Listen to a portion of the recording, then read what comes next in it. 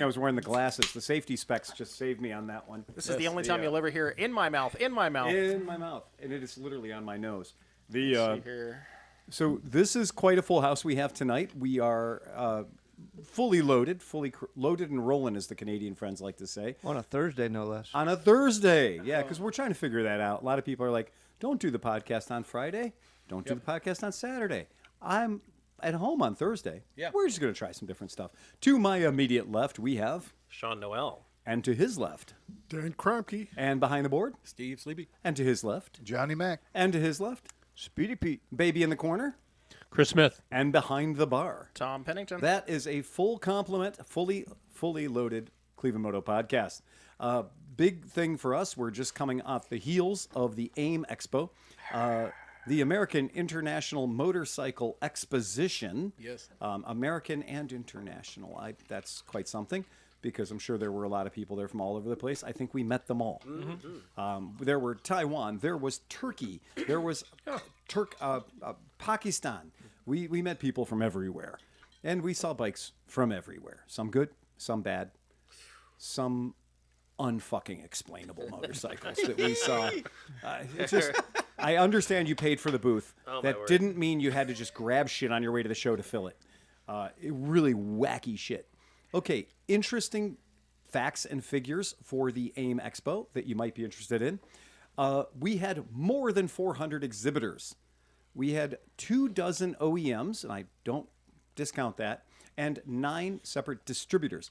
Now, why that's important is I had been telling people for the past 4 years that this show has been in Vegas, that this show didn't need to be in Vegas because it was such a small show. And in the past, I've been upset that I traveled all the way to Vegas for a show I could have easily done in 4 hours. Not this year, my friends. Not at all. And they made the show shorter. So Wednesday was a preview day for media, etc. Then Thursday was a real day of the show. And then we were very surprised to find out that the show was officially over on Friday at 1 p.m. Huh. Shockingly. Shockingly. Nobody was ready for the show to be over at 1 p.m. We were planning on meeting Yes. and then doing stuff. Exactly. At 1 p.m. At 1 p.m., but So, no. when we took our bags and shit and we put it in the coat check and the equipment check, and the guy was like, "You're going to be picking this up at 1 o'clock, right?" And we were like, "Oh, whatever, dude. Just take my shit." I was a bit surprised when I decided to show up a little late for the game. I'm like, oh, I'm going to take it easy, and then I'll wander over the show. Oh, no. They're closing up. They're closing up. They Perfect. were, and people were dragging shit out of the booths just as quickly as they could. Well, so we all encouraged John, too. We're like, no, dude, go in the pool. Just enjoy yourself. Just Oh, I don't enjoy regret yourself. it for one moment. Oh, I wouldn't either, yeah. I think you did the right thing. But that's one of those things. So just keep in mind, if a show runs like that, Wednesday's media day, Thursday's the show, Friday only until 1 p.m. Check your fucking schedules, because that means now that show I used to bitch about being too small is going to be kind of hard to see it all.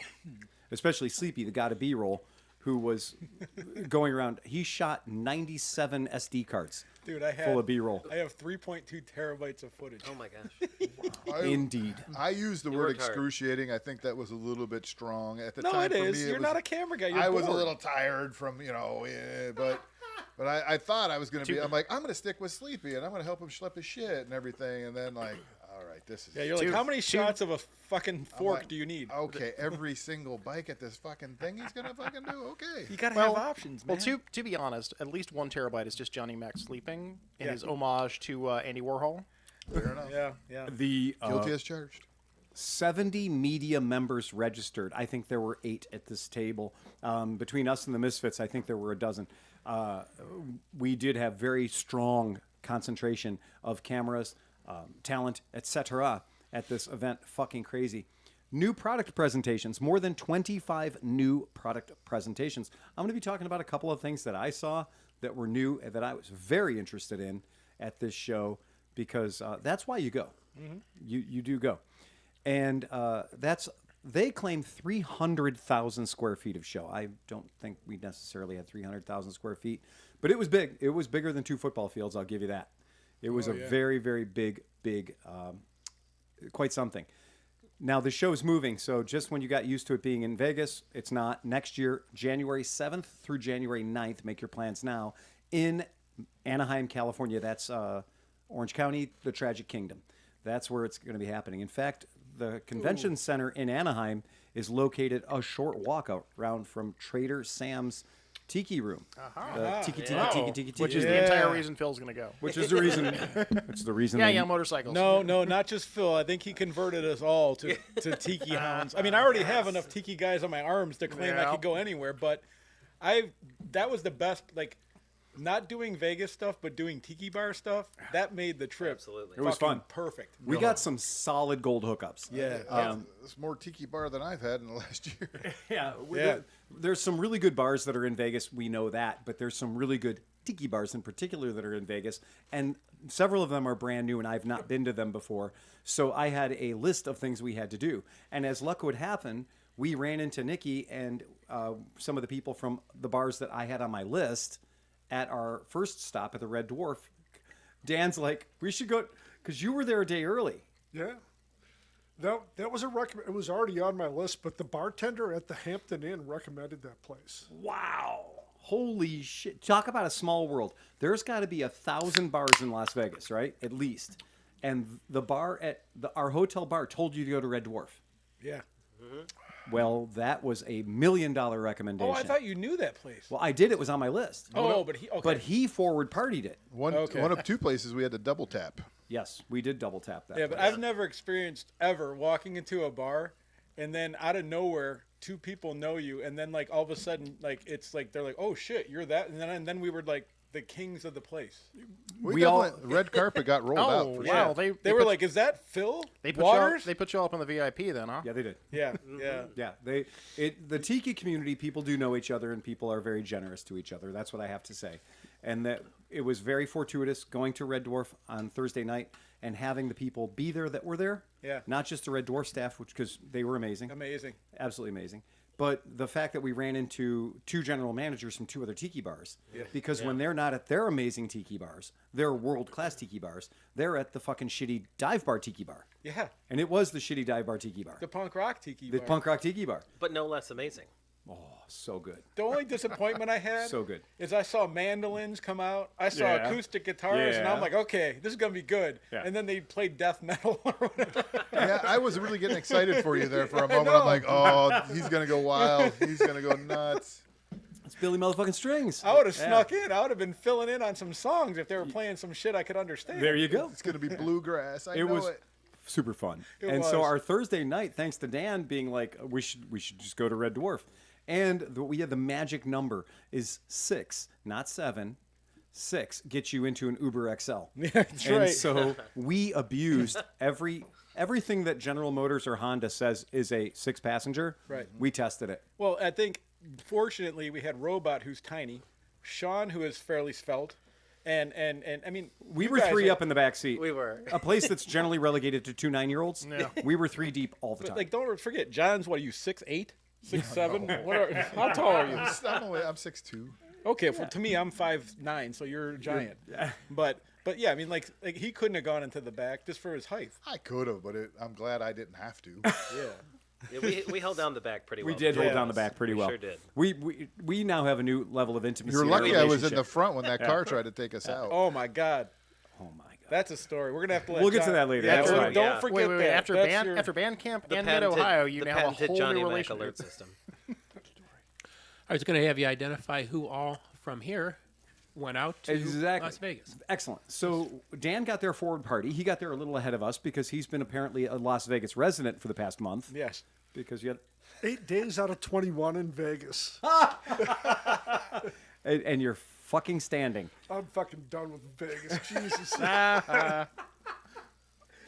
And so you showed up, and of course, this is how you know an adult. He's like, I got my own room. Don't even try to get me a room. I got my own room. Yep. So that was fun. And then Johnny Mac and Sleepy and I came in on the same plane. So we the three horsemen of the apocalypse, we all showed up in one plane. And Sean, you flew in ahead of us. Yes. So you were already there. I had most of Wednesday there. There was a moment in time when we got out of our Uber and we were at the Hampton by the convention center, and you could not have planned it. You talk about a bullet hitting a bullet. When 3 guys from Cleveland ran into a guy that got there the day early, and then a day before, and that we all managed to be in the exact same 10 feet of square space at the same time. But we didn't even call or text. No, there were no plans made. It was No. just boom, Were we're there here now. free drinks or something? I mean, It was somewhere there was somebody ringing an invisible bell. right. It was we were And just in tune to. The fact that Dan could walk at that point, because he was way cursive at that point. And Fucking Dan was fucked up. I've known Dan for a lot of years. I've never seen Dan fucked up. Dan was fucked up. Yes, I was 7 cocktails in. and not just cocktails, but he was at some of the he went to the legit places. The Velvet Rabbit. Yeah. So he was 7 Porco kind of drinks Yeah. in. Yeah. Oh, when I got there, it's the most cursive I've ever seen him. By far the most cursive it I've had ever the seen curly him. cues on the tail, man. It did. He was extra serif. At one point when we were at Red Dwarf, I remember he was just sitting there, Dan. You were just looking at your drink, and you're looking at the straw, and you were kind of sizing up how to get it in your mouth. So that was our crew, and then we were joined the next day by Robot from San Diego, aka Jeff Corsaro, my friend from out there. And so he joined our team of Misfits, the Cleveland version of the Misfits, if you will. He joined us, so that was a really fun add-on to our crew. So it was a really good time. We had a blast. No problem at all. Yeah, that was the question I was gonna To clarify, posit. yes, posit that Red Dwarf, the bar, has not a single Red Dwarf, the BBC sci-fi TV show that I am, by the way, in love with and watched every episode, including the bad made-for-TV movie. There's not a single Red Dwarf reference in that place. So if you go in there expecting to see Crichton and Rimmer, that is not going to happen. No. It is totally different. Go ahead, John. And somebody asked that question whether it was. Oh yeah, Sleepy popped it up on the screen. Yeah, it's just not. I could find no reference to Red Dwarf of the Not film. even an H. They could have just had an H It was a somewhere. fucking hologram just hanging in the corner. Any number of things would have been enough for me.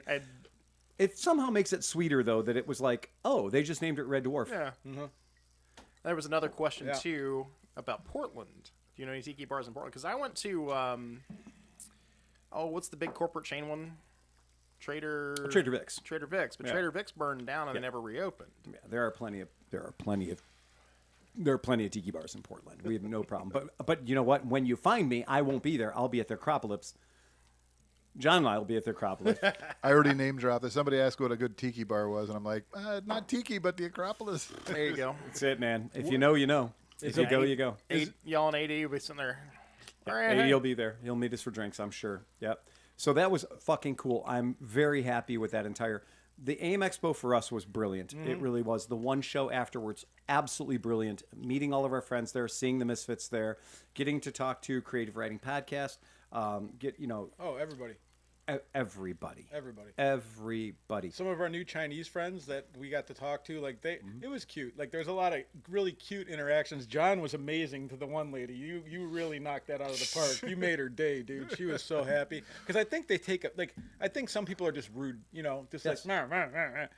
John was just being her best friend, and it was really cute, man. It was nice. Well, you feel like some of those, like the Royal Ally or Regal Raptor guys, like they're representing their village, bringing this bike to the States, really hoping that it gets picked up and sold because it means jobs and stuff, and you're looking at this thing but I tried to be nice. Is that the 2-liter car Goldwing? I looking promise you I'll pull one up Yeah, I was here gonna just say. as fast as I So can. yeah, I the guess I folks at better home can see it. So the John, why don't you tell folks about The Regal- The Regal Raptor. The Regal Raptor is a huge motorcycle. Huge. I assume that came out of China. I mean, Oh, it did. yeah, 100%. Chinese made of an agricultural motorcycle with a 10-gallon gas tank. Yeah. No foot controls at all. No, no, only hand controls.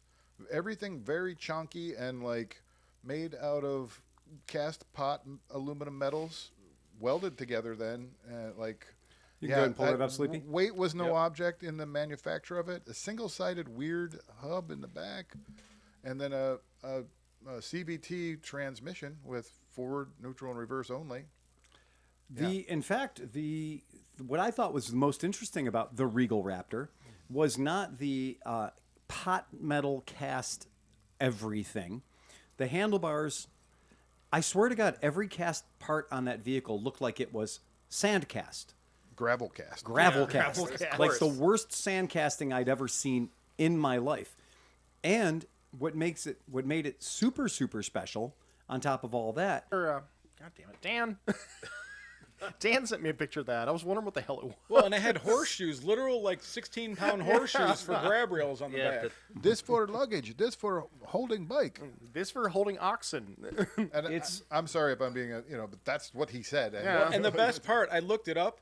That giant 900-pound motorcycle with the 1,000cc engine makes 72 horsepower. not shocking. I believe that Yeah, it's got 4 Folgers cans. I believe that was a 1,000cc generator motor. Yeah, I mean, So seriously. I think it was a 1,000cc generator motor So I was- that I was- happened to be going through an agricultural transmission because I recognized the transmission off my brother's lawn implements. Yeah. And I looked down and it was going through a jack shaft, which means that it will go just as fast in reverse as it will in forward. So whether you're in drive or whether you're in reverse, the RPMs are going to be exactly the same. So I was right when I called it the new Ridley. It is, Yeah. I think it was crazy. the outline of it looks like the BMW R1200C. You're Yeah. not. We agreed on that in the booth. We agreed Okay. upon that. Yeah, that was something that we kind of were like. It's like an unrefined version of So it. the Germans saw the American chopper and went, we can do that. And the Chinese saw the R1200 and went, oh, we can do that. Yeah, they saw a 20-year-old. Yeah. So I came home. ill-designed. But- I came BMW home and created a interpretation. new job for myself. Go ahead. So I was like, after walking around this show and seeing this motorcycle and a few other ones that were like so bad, like the 300 series rear tire on an 800cc cruiser that looked like Jesse James got it built at a I'm sleepy. I don't want to interrupt you, but sir, that was a 360 oh, series rear tire. okay, yeah, it was So, and for people who aren't in the know, that means it's 360 goddamn millimeters. And Oh. it turns out that a tire that wide, when That one. when you look at it, that is the closest thing to an sphere yeah. that I have ever seen because its width, its Yeah. aspect ratio, is very spheroid. It is. It is a roller. Yeah. Right. It's like a big ball. But like there were so many bikes that they were like, did they even do any market research at all? So that's what I was gonna say is as a consultant to be like, before you go into production, can I like all you have to do is send me the pictures and pay me, and I will tell you no. Before you No. name your motorcycle, Well, that's I'm an another- American. You should probably pass it through me first. The Tushashi. We had this discussion. What was it? The Thrike? Oh, that's Althrike. Althrike. The Althrike. That's going to be named differently for the United Yeah. States market. Thank you very much. What was the price point on that bike? Did they tell you? Non-disclosed. Okay. Non-disclosed. What if you were to guess? I mean, Like 10K. okay. Yeah, it's probably 10K. I mean, the huge problem is you the got to re- pass through NHTSA and DOT and EPA and everything else, and that's still going to cost money, even if the thing costs $10 to build. The reason I asked is less and less people know how to shift Oh yeah. cars. Yeah. And so it might be a pathway to getting young folks who are interested in getting on bikes but don't know how to shift. Right. If it's just forward and reverse and neutral, then that would pave the way to maybe sell these I things. just pulled an image up on the screen because that company that gave us the Regal Raptor V-Twin 1000 also has given us this. This wasn't at the show. This wasn't at the booth. But I did look it up, and this is called the Regal Raptor Spider. So Regal Raptor, because I was so fucking blown away by what we saw Yeah. and the awfulness of the 10-gallon gas tank and just everything about it was absurd. It was obscene. It was a Boss Haas with less motor. That's all it was. Everything was ridiculously overdone. And what you see here is a very tasteful, pretending to be a parallel twin, but it's a single, 350cc. This is a market segment in China. The fake Jesse James / West Coast choppers bikes. This is a thing. There are many dealerships in China that have a shit ton of these. And you can buy them from 50cc's up to apparently Regal Raptor V2 1000cc's. The point is that America has a really long history of doing big fucking V-twins, and Honda has a very long history of copying America doing big fucking V-twins. China is new to the game. They haven't had a motorcycle in China over 300 cc's for very long. You know, Chinese motorcycles over 300 cc's are only something that's happened in the past 10 years. So they're pretty far from the source. And their manufacturing focuses on the smaller displacement bikes, clearly. So that when you see these big bruiser 1000cc bikes, very frequently the motor that they're powering them with is a agricultural or utilitarian motor not intended for motorcycle applications. And that's exactly what that Regal Raptor was. It was look, I pulled the thing off the side stand. I hoisted the weight. I tried the brakes. It was awful. Everything about it was awful. There was a whole bunch of unnecessary plumbing underneath that went nowhere for the exhaust. Go ahead. Well, I'm sure maybe it was awful, but I wonder, like, maybe it's extremely utilitarian. Maybe it's extremely robust. I mean, it was rough, but maybe that thing will run forever because it's underpowered, understressed, and over-agricultured. That's what we always talked about with India and the Bajaj, is that it's such an industrial and agricultural motor version of the Vespa that it just plods along. And that's the thing, is you're only ever going to do 3,000 RPM, it'll plod along all day. Chris, you were saying? John just hit it. Yeah, maybe. And then, too, if you're in China and you're riding that thing, well, you're probably the shit because, like, it's Also a huge true. bike, and everybody's like, wow, look at that huge, cool bike, because there's nothing better to compare it to. I mean, I don't know.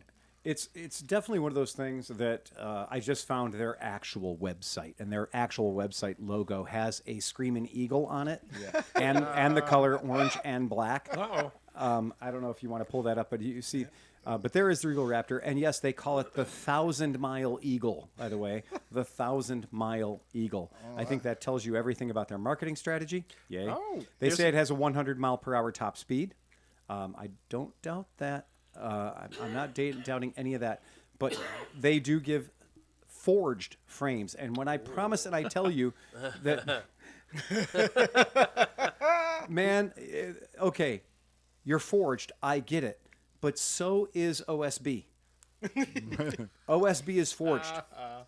They don't just glue it together, they press it. Very many things on this bike were just absolute shit. Go ahead, Chris. Looks like they've got reverse gear and a parking brake. And a parking brake. A parking brake. No, not just a parking brake, my friend. Parking gear. There is literally on the gear shift by your left knee is Prindle, Prndl. Yeah, there is a Prindle by your left knee. Dan sent me that photo. Literally, it was a car. Looked like somebody had pulled it out Like of a it's Honda. a plastic casing with the PRNDL just in the plastic. I'm not joking when I tell you that is the same control that came off of my brother's bad boy zero turn radius thing.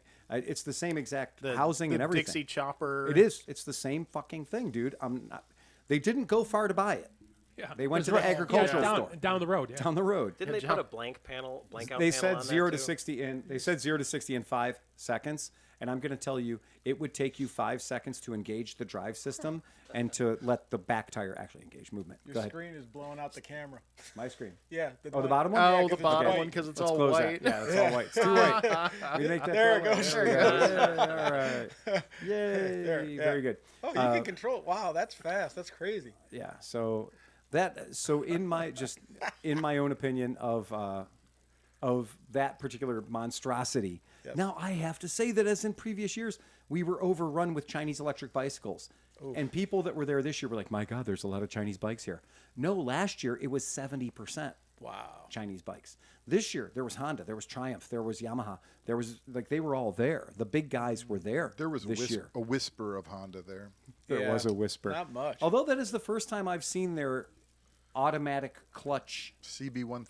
CB650, 650, 4-cylinder, okay. 4-banger. I knew it was 6. Yeah, it was pretty cool. Yeah. And I did look into that, and the idea behind that is that you can operate it with a clutch, like you know how to ride a motorcycle, but you can give it to somebody who doesn't know how to ride a motorcycle, and then they can just ride it, and then it will electronically pull the clutch. So there's a servo that drives a clutch arm, so that if you're riding it and you ride clutches every day of your life, you're going to get on that bike, you're going to ride it, and it's just going to be the bike you always ridden. Can you just turn that thing off then and just make it a normal bike? The good news is you don't have to. Oh. It does. So it says Sleepy's an idiot. Sleepy hasn't shifted yet. I'm going to pull the clutch and shift for him. Okay? Okay. So if you come down to the stoplight in 6th gear because you forgot to pull the clutch and downshift, it's going to do that for you. Now, you can also drive it like you ride clutch bikes your whole life and just get on it and ride it and never know that it has that automatic feature. I'm not sure I'm comfortable with a bike I can't be an idiot on. Well, What about that? Like, what if you're trying to go through the twisties and you're at like okay. 9,000 RPMs or something? Sport mode. So it has modes that you have to engage. Okay. And I'm going to tell you what the guy in the booth told me. Please forgive me for the statement I'm about to make. Fuck it. I'm going to change it. I'm not going to die on his fucking hill. I'm going to make it my own hill. If your wife drives a 6-speed manual transmission motorcycle like she owns the fucking world and she's got several fucking state championships under her belt, like, you know, an experienced motorcycle operator, but you just married this woman and you want to ride a motorcycle too, but in your family you have one motorcycle. This would be the motorcycle to own. Okay. She can get on it, carve the corners, late brake, do all the fun shit she wants to do. She can hold first gear out until 12,000 RPM. And then when you get on the bike, you can operate it and never touch the clutch lever. I say she should have found a better wife. Also possible, right? Also possible. But that would be one of the things, you know, not everybody on the planet has the kind of luxury where they can afford to have 2 motorcycles in the garage. Right. This would be a motorcycle for people that both want a sporty standard bike and also might want to have a bike that somebody who doesn't know motorcycles could get on and learn how to ride fairly easily. It's a very interesting application of technology. The guys from Torrance, California were really nice to take me around and show me all the things about it and how it worked. I thought that was really, really cool. Neat fucking machine. Well, Weird that's machine. weird that they would do the E-clutch and the DCT at the same time.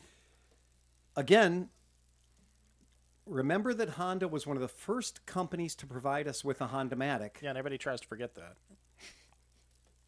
Once, twice, 3 times, 4 times, CTX, Yeah. right?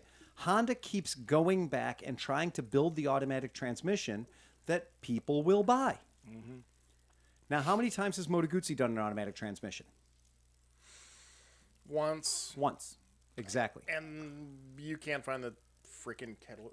Right, but we know that they Yeah. tried once. They tried once. They tried once. I need to ride a DCT because I shit on it, but I haven't really tried And- it. And I know there are plenty of people who love them and say they're great. Well, so I need to stop. The reality is, look at the Aprilia Mana, because that's the closest you're going to get to an automatic motorcycle, is a CVT.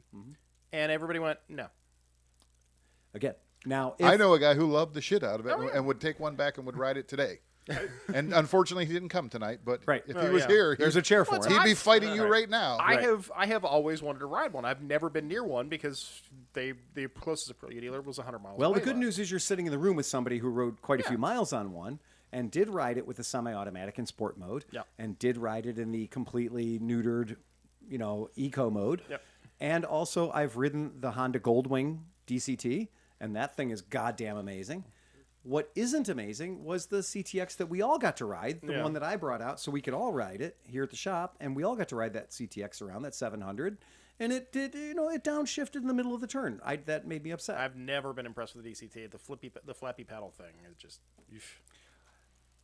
I would say your experiences are too small. Yeah. And that once you experience bigger, more capable bikes that have a DCT transmission or a better DCT transmission, you're probably going to be okay.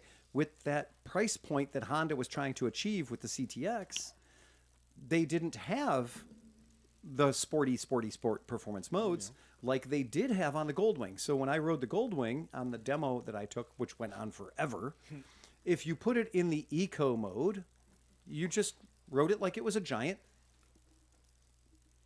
1800cc scooter. You know, you just twisted it and it went flawlessly, smoothly, absolutely smoothly up through the gears. And next thing you do, you're going 100 miles per hour and you never felt it shift one time. Then you put it in sport mode and it will hold the shift as long as you're crazy enough to hold it to the point where you are at red line and it will not throw you another gear. I'm actually really shocked they haven't just put a car transmission in the Goldwing at this point. I think they did. Just automatic go. But No, just don't even offer a shifter. you may power glide. Yeah. Yeah, Yeah. maybe part of it though too is once you ride a DCT for a little bit, you get to know how it works, and then you can kind of control the transmission by how much throttle you put into it. You know, if you give it, you know, it'll you just know what it's going to do, and you know that well. You understand its behaviors. Yeah, it's going to lag a little bit in shifting gears, so I've got to give it a little extra throttle to either get it to shift down or make up for it, you know, lacking in the corner or something. I totally agree. That idea of an automatic transmission motorcycle, because there are so many people that simply don't. And yes, I'm an experienced motorcycle rider. I'm a dealer who comes from a standpoint where it's just like every time somebody says, well, do they make it in an automatic? you look, guys, I've been doing this for 24 plus years. I've heard that 24,000 times. And I always say, take the 10 minutes and learn how to shift. Take the 10 minutes and learn how to ride a clutch. Because one thing that all of us have is there was a day in our lives before we knew how to ride with a clutch. We might have been 4, but there was a day before we knew how to do it. And then there was a day after we knew how to do it. And once we knew how to do it, then we never really looked back. But for a lot of people who expect the world to be pret-a-porter, it's meant to be ready for them right now. They want the technology to meet them at their skill set. Well, maybe this is the time, where like I would have a helicopter tomorrow in the driveway if they made one that was dumbed down to my point where I could fly it. I rode my first motorcycle with a clutch right into a wall. So, my first ride was across the yard and right into a wall. So. Some of us learn the hot part of the stove by touching it. Into a bush, so I didn't hit the Honda. Another excellent. So I now own the motorcycle that I learned to ride a clutch on and rode into a wall. So on to a next subject for homework for our podcast members. Whilst at the AIMExpo, I got to spend a little bit of time in the KTM booth. And on the backside of the KTM booth was the MV Agusta booth, which is a format they ran last year as well. Because, of course, as anybody knows, the KTM bought MV Agusta. And 18 months later, KTM sold MV Agusta. So who they sold MV Agusta to was the guys that owned 49%. Sakharov or something like that? Sardarov. Something He's an like oligarch. that. Yeah. Okay, so he's the son of an oligarch. So from a family that's made its way in the world of rhino hunting. Yeah, I said that right. Endangered species. Never met one he didn't like to shoot. Right.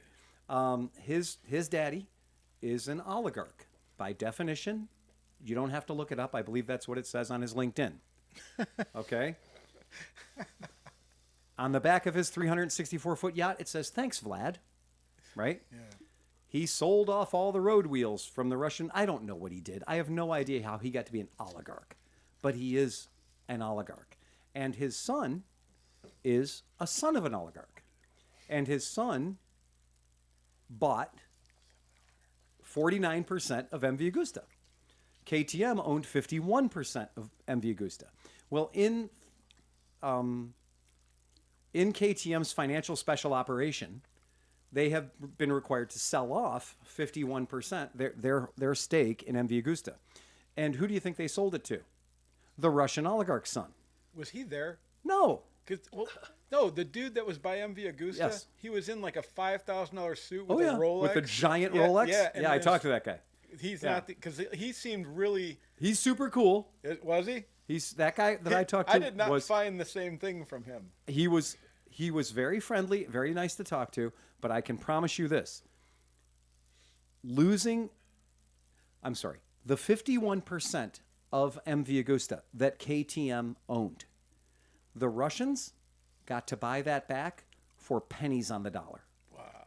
Because the restructuring program that KTM is going through has told them that they have to cut rid of certain weight. They have to sell certain things. They have to pay bills because they got too big too fast and they opened up too much stuff in a hurry and the market got real soft. They sold a bunch of cool stuff. Don't get me wrong. That's cool. But right now they've got over a year's worth of motorcycles that people aren't buying. And they got all the bills from opening up these factories and doing all this fun shit. So I talked to the guy in the MV Agusta booth, and he was extraordinarily happy about the deal that they got because they had 49% of the company, and now they have 100% of the company. But the 51% of the company they just got only cost them 2% of the money to buy it. That's a lot of percent. It's a good way to buy it. But that's fast math, and that's how you make money when other people lose it. Okay? Now, we're going to talk for briefly about KTM, because you know what? I did talk to the guys at KTM, and I spent some time in their booth. And I was assured by KTM that the rumors of their death were greatly exaggerated. Mark Twain, right? Yeah. Here's what I can tell you. Those guys told me about the new models they have coming out. Those guys told me about the financial restructuring that they wanted to participate in.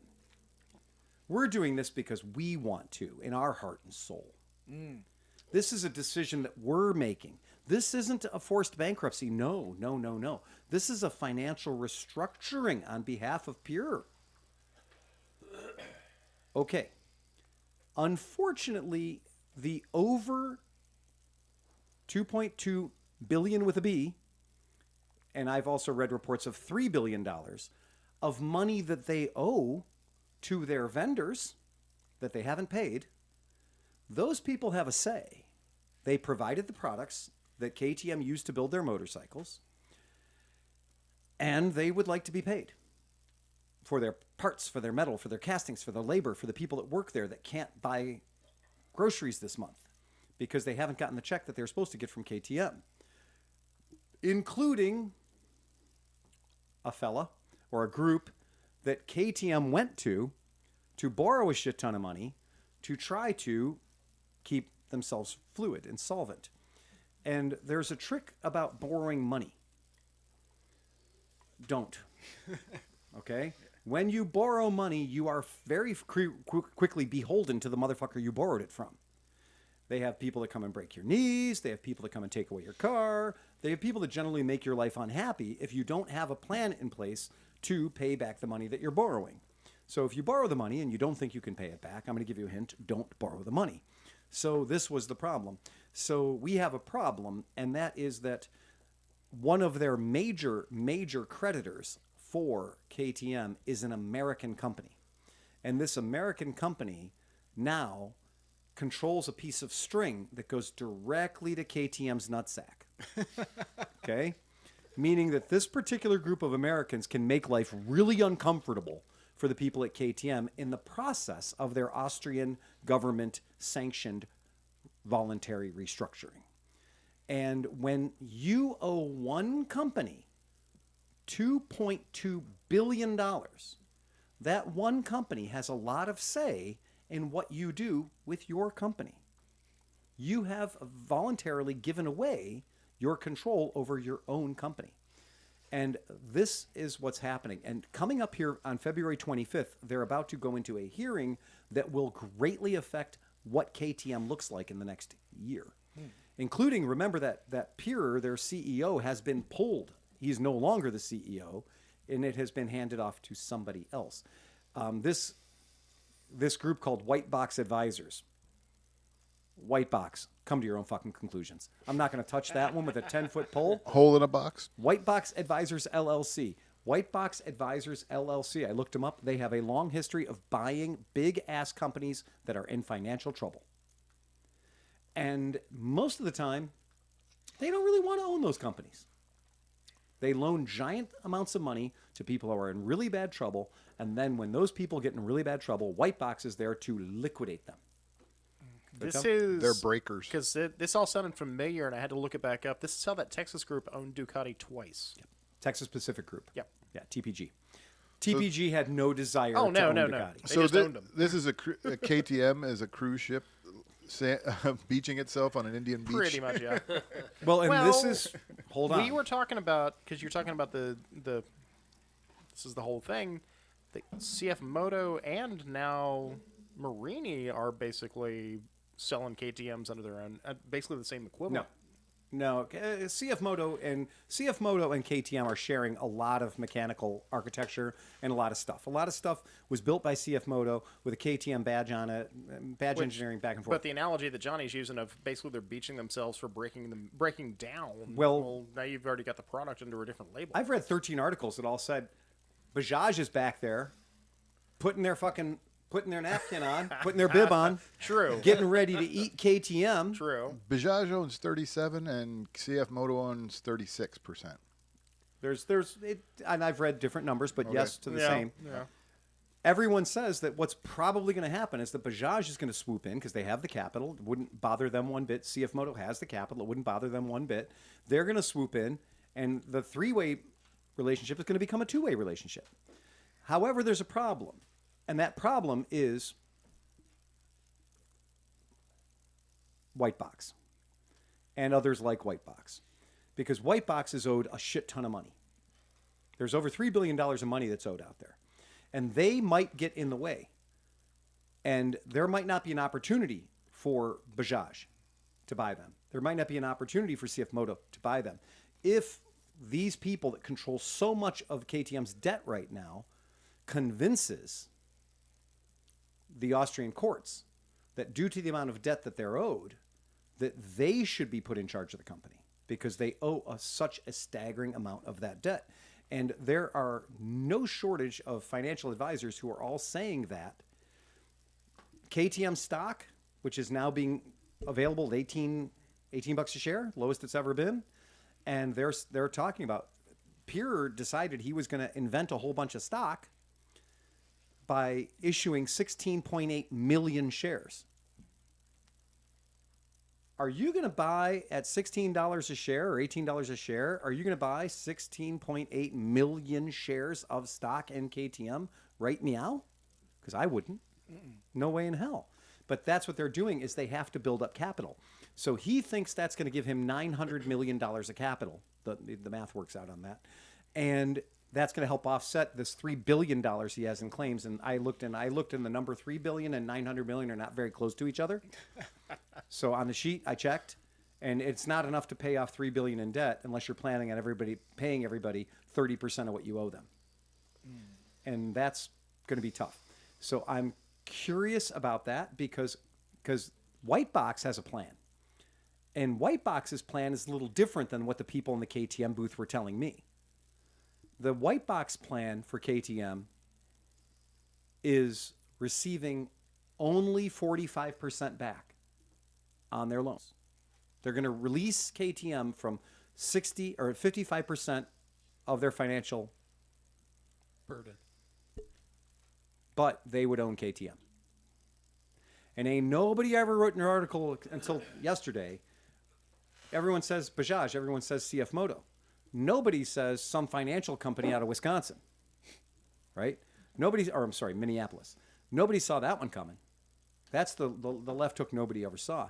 And I can promise you, at that AIMExpo, the guys in the booth that I talked to were very happy to blow sunshine up my ass. Talking about making me their next KTM dealer in Cleveland. Yeah, they were smiling a lot. Oh, absolutely. And I think there's a hell of a lot that I'll pay you on Tuesday for a cheeseburger today, right? When I read this, has anybody heard of the company called LG? Mm-hmm. No. Yeah, Whitebox fucked them. TVs. All right. So Whitebox went after distressed assets at LG. How about German battery manufacturer Varta?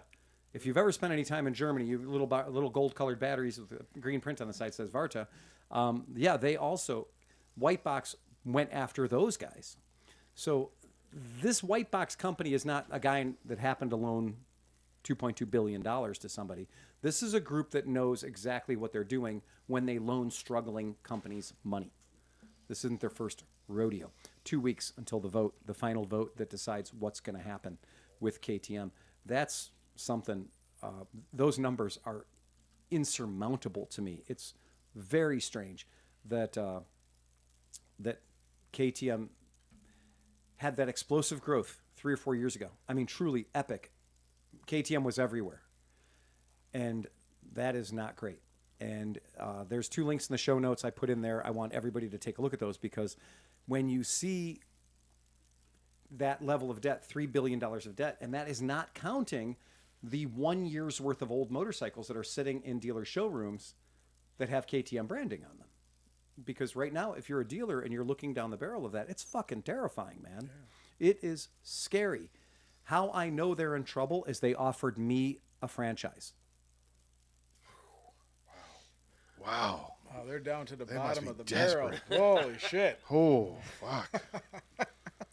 And the term... You know, don't get full of yourself, Phil. They offered me one too. Yeah, exactly. Yeah. The guy told me, he's like, you would not believe the margin you can make on these bikes. You cannot believe the prices we're going to sell you these bikes for. Just follow their business model. You don't have to pay for them. It's all profit. I'll take them all. Buddy, do you know what we can sell you? Would you like to buy a 390? They're launching brand new motorcycles that are made in China. But I mean, keep in mind, they owned MV Agusta for less than 1 year. Like that whole thing, that whole MV Agusta thing, less than 1 year old. And so it's funny is that booth that I was in, the booth that was designed to have KTM on one side and MV Agusta on the other, they're probably still paying for that booth. Or the people who made the booth never got paid for it. Never got paid. That's probably what it is. Well, let's be honest. Like, let's be serious. But that was something, and that's part of going to that expo, is when you talk to the people in person and they lay their spiel on you, and they're doing what they're meant to do. They're there to sign up dealers. KTM wasn't there. I mean, this is a dealer. The public's not invited to the show. No. This is not the general public. They are looking for distributors. They're looking for dealers. And the fact that that guy saw that it said I was a dealership on my name badge, because I had 2 badges at the show. I've got media credentials, which I promptly gave to Sean, and then I've got my dealership credentials. It was fun when we were in the booth, and the one guy kept calling him Philip. I know. I was also Phil Waters for a substantial portion of the Oh, show. we've all been Phil Waters at one point. Yeah. At some point, I've walked up and handed you a badge that had my name on it. No, officer, I'm Phil Waters. We are all Spartacus. So that is one of those things that having that experience of getting to talk to all these different people, and it's also fun to see, like, you know, how you get treated when you go into a booth and somebody's like, oh, hey, you know, come on in, I want to sell you my Framistat or whatever. And then somebody goes, oh, shit, you're that guy. You know, and you're like, oh yeah, I'm that guy. We heard about you. Yeah. Oh, really? Yeah, that's true. I have chased my share of reps out of my shop. You know, like I don't do that. Tell them you're going to buy bikes and they're your best friend again. Yeah. Yeah. Well, you know what? There were people in booths that I walked into, and those people wouldn't give me the fucking time of day because those people, in the interest of supporting their company, have lied to me. And when they lied to me to give me the company line, and I asked them a question that's a real question that affects my business, and then they lie to me because they're upholding the company line, the motorcycle industry is very strange. I talked to people in those booths that I was friends with when I worked at a Suzuki dealership 30 years ago, right? And they've worked for 4 different people since then, too. Well, everybody you talk to is like, oh, they're over there now, or that guy's over there. Oh, he that was my started best his one. company. Yeah. Hey, where's my friend Scott? Oh, he's with Ducati now. And I'm like, huh, I didn't even see that one coming. Right? And even people that worked for Piaggio and now work for Piaggio again. Right? So there is a very small group of people in the United States of America that will do the job. And those people do bounce from manufacturer to manufacturer to manufacturer to manufacturer. If you want to have some fun, look at Agostini and Phil Reed, the racers, Phil Reed and Giacomo Agostini, and the early 60s, what were the the MV Agusta 500 years. So the MV Agusta 500 years, when the Japanese invasion of two-strokes was starting to happen, these two fellas went and realized that as long as you said something nice to Count MV Agusta, as long as you said something nice to him, and said how nice his bikes were, he would pay your bills. And then one of those guys said, fuck it, and they went off to race for Yamaha for a year. And then they came back to MV Agusta, and the Italians were very upset that he came back, because how dare you leave us to go race for our competition and then want to come back and race for us? Like, how dare you do that? Well, now that's considered no big deal. How many race teams has Valentino Rossi raced for? Right? They check your shirt. Who do you work for this week? Right? They showed that really good in that Senna film. Yeah, and they Senna's showed really good. like he's like, hey, it's business, you know, like he totally crushed the whole company by leaving them. It was like, hey, man, my career, hey, I got a race for me. Yeah. Right? You're paying for this year. I got a contract. Right. Next year I could be anywhere else. Sports teams are the exact same way. Yep. Extraordinarily, do not burn the bridges, man. Do not in this thing. Bad news, folks. We were all talking about, hey, it would be great to go to Isle of Man. Wouldn't it be great to do the green lanes? Wouldn't it be great to ride around and not get stuck in all the traffic when they're racing? Guess what? They're done. Well, they're not super done yet, but you're close. Wait, what's done? The green lanes? Or The green lanes. Oh, I was like, dude, I want to see the Isle of Man. Like, you fucking scared me there. So what they're saying is... Do your homework. Yeah, I'm sorry. Right, do your homework. They've said that officials at the Isle of Man, officials on the island, have said that some visiting riders have used these unsurfaced rights of way. We've talked about green lanes before. Green lanes mean you can go there. there's this right to wander that exists in certain European countries that say as long as you close the gate after you walk through it, you're welcome to traverse the land. And that nobody can stand out with a shotgun and say, don't step on my property if you're just perambulating, if you're just out there enjoying the land. So it is unusual. It was unusual to me to see all these guys on dirt bikes showing up at various different drinking institutions and getting that's nice, getting the royal treatment when you show up on a dirt bike. These guys are showing up in dirt bike boots and blouses and the whole deal, and they're showing up and they're welcome. Hey, come on in. That's great. You're green laning? How cool. You're using the green lanes, which are just literally goat paths that go over the whole goddamn island, so they can go from excellent viewing spot to excellent viewing spot without having to use the roads that are closed during practice and the riding of the race. Super smart. Yep. Until people fuck it up. So apparently somebody fucked it up. So the complaint is Wait, you and Oscar were there a couple years ago. Right? we were there and our plan was to come back in green lane. Coincidence? No, we didn't green lane while we were there. We just rode stupid bicycles around. They're talking about stopping it. So they're talking about shutting down the green laning during the Isle of Man, which is the only time I would care about the green laning. You know, fuck it. I wouldn't go there. I wouldn't go there in fucking April to do green laning, you know, just like because I like a better view of sheep. I would. You would. I would. I'd go there anytime. I was. Yeah, It's it doesn't beautiful. Seem, it doesn't seem I bad. was like, Yeah, I'm yeah. like, I could sell my family on a trip to Isle of Man as long as it wasn't during the TT. Right, as long as it wasn't during the TT. That makes perfect sense. A week before, and then you're like, oh, they canceled our flight. Oh, I'm sorry. it's Oh. not here. Gotta It's hang gonna around. Yeah, so it is one of those things that, you know, if there's a couple of guys that are being bad about it, their analogy was you would not deny soccer fans access to the FA Cup because there were some hooligans. Because there's been hooligans for fucking ever, man. And you just learn to deal with the hooligans. You still have the FA Cup. You still let people come in. You still take the money for the tickets. You just figure out a better way to deal with the hooligans. That's all it is. So I'm sad that could go away. It's not going to go away forever, but they're probably going to tighten it up for Isle of Man, which is going to ruin my fucking plans because I thought that would be like the absolute best fucking hack for being able to do the Isle of Man on a budget and make it fun, right? And okay, so I did my Isle of Man once without a motorcycle. Now I'm doing Isle of Man with a motorcycle. It's just like being in Mid-Ohio. You know, you can ride around. Shit, man. Like, okay, I'm sorry. If we could have the activities of Isle of Man, but the sensibilities of Mid-Ohio, that is nirvana. That is the definition of awesomeness. And no boat ride or whatever. Whatever, man. Whatever. Yeah, that's fine. I actually would look forward to a trip on the ferry. Sorry, Sean. That's it. Speaking of that, A lot of people do and don't like to say it out loud. It's fine. what was the term that we used for the zip line?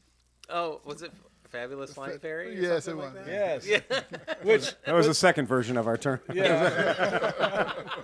Which out of the group, the manliest man of all of us was Sean. Right?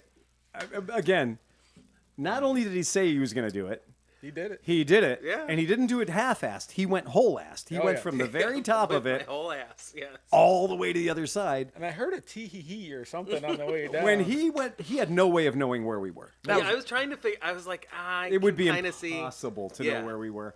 But it was magical that on camera, as he went past us, the arms went out whoosh, into full eagle. Flying And- squirrel. And when he went past us, he was not just full eagle, but he was shrieking. Yeah. And I was like, well done, sir. So did you make it to the end, or did you get stuck like No, some I of the didn't. ladies? I did not get stuck. He wrote it I in. flew. Yeah. Yeah. Because the thing that people don't realize, that fucker's like a half-mile long. It is. Yeah. So like when Really long. we didn't see where he ended. We got to see like a quarter of the trip. yeah, we did. We got to see a quarter of Yeah. it. That's it. I'm glad we moved into an area where we could see it all. Yeah. Because it was fucking epic. It was. Once again, well played, Sean. Yeah. Thank you. Yeah. And you kept your end up for all of us because all of us were like, no, I don't think so. Oh, That sounds good, next Sean. Have time. fun with that. I know. Next time. I'm a little disappointed you didn't give everybody on Fremont Street a golden A golden shower shower. about, you know. As I was passing the Golden Nugget. Could have So really doubled down on that. so while we were on Fremont, we only did it for the one time just to observe and then watch you go crazy, which was great. Thank you. But you observed this with me, and we're pretty convinced that Vegas wants to make sure you have an experience of weirdos, but they are paid weirdos that are safe weirdos. Right? Because that biker dude, when we saw him like 2 or 3 times, you pointed him out, and I started watching him, and that fucking guy was acting the whole time. And then that girl, the Dance for Cigarettes girl, she was acting. She didn't even smoke. It was all GTA. Yeah, It was. the Grand Theft Auto, NPC generator. Yeah. Yeah. I'm convinced that if somebody tripped over the right plug on Fremont Street, that 90% of the people would disappear. They're gone. Yeah. Because I watched some of these people, and they were clearly on just pre-programmed routes. Yeah. And I'm also certain there was that 6'1" redhead that I passed her at least 4 times. Yeah. And there's 90,000 people on Fremont Street. Oh. How can you pass the same person 4 times? And I have a thing for tall redheads. Of course, that goes without saying. But yeah, the NPCs were just crazy. It was nuts. It was crazy. And you could see that not all of them were rendered to the same level. That some people were like GTA 2. Yeah. And some people were GTA 5. They were experiments. Yes. They were a little more Yeah. pixelated, They were pixelated.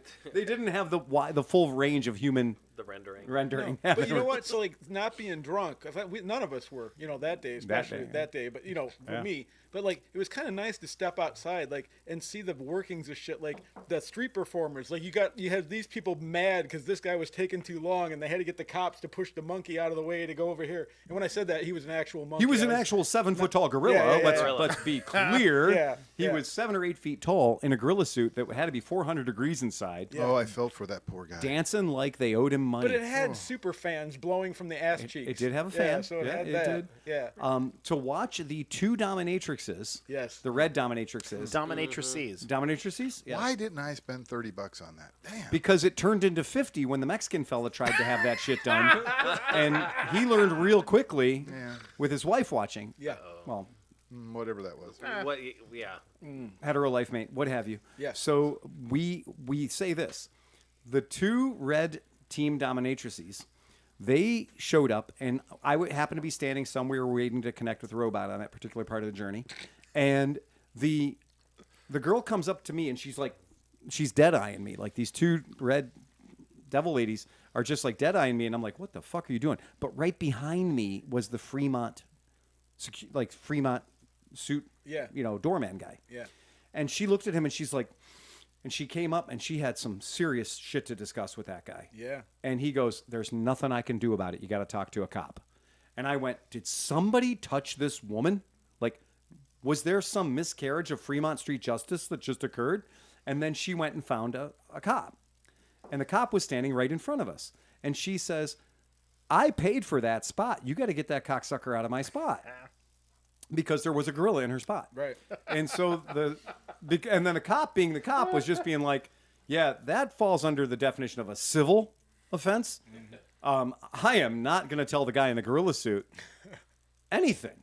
Right. And they have 5-foot diameter circles painted on the cement. And they are not to leave that circle.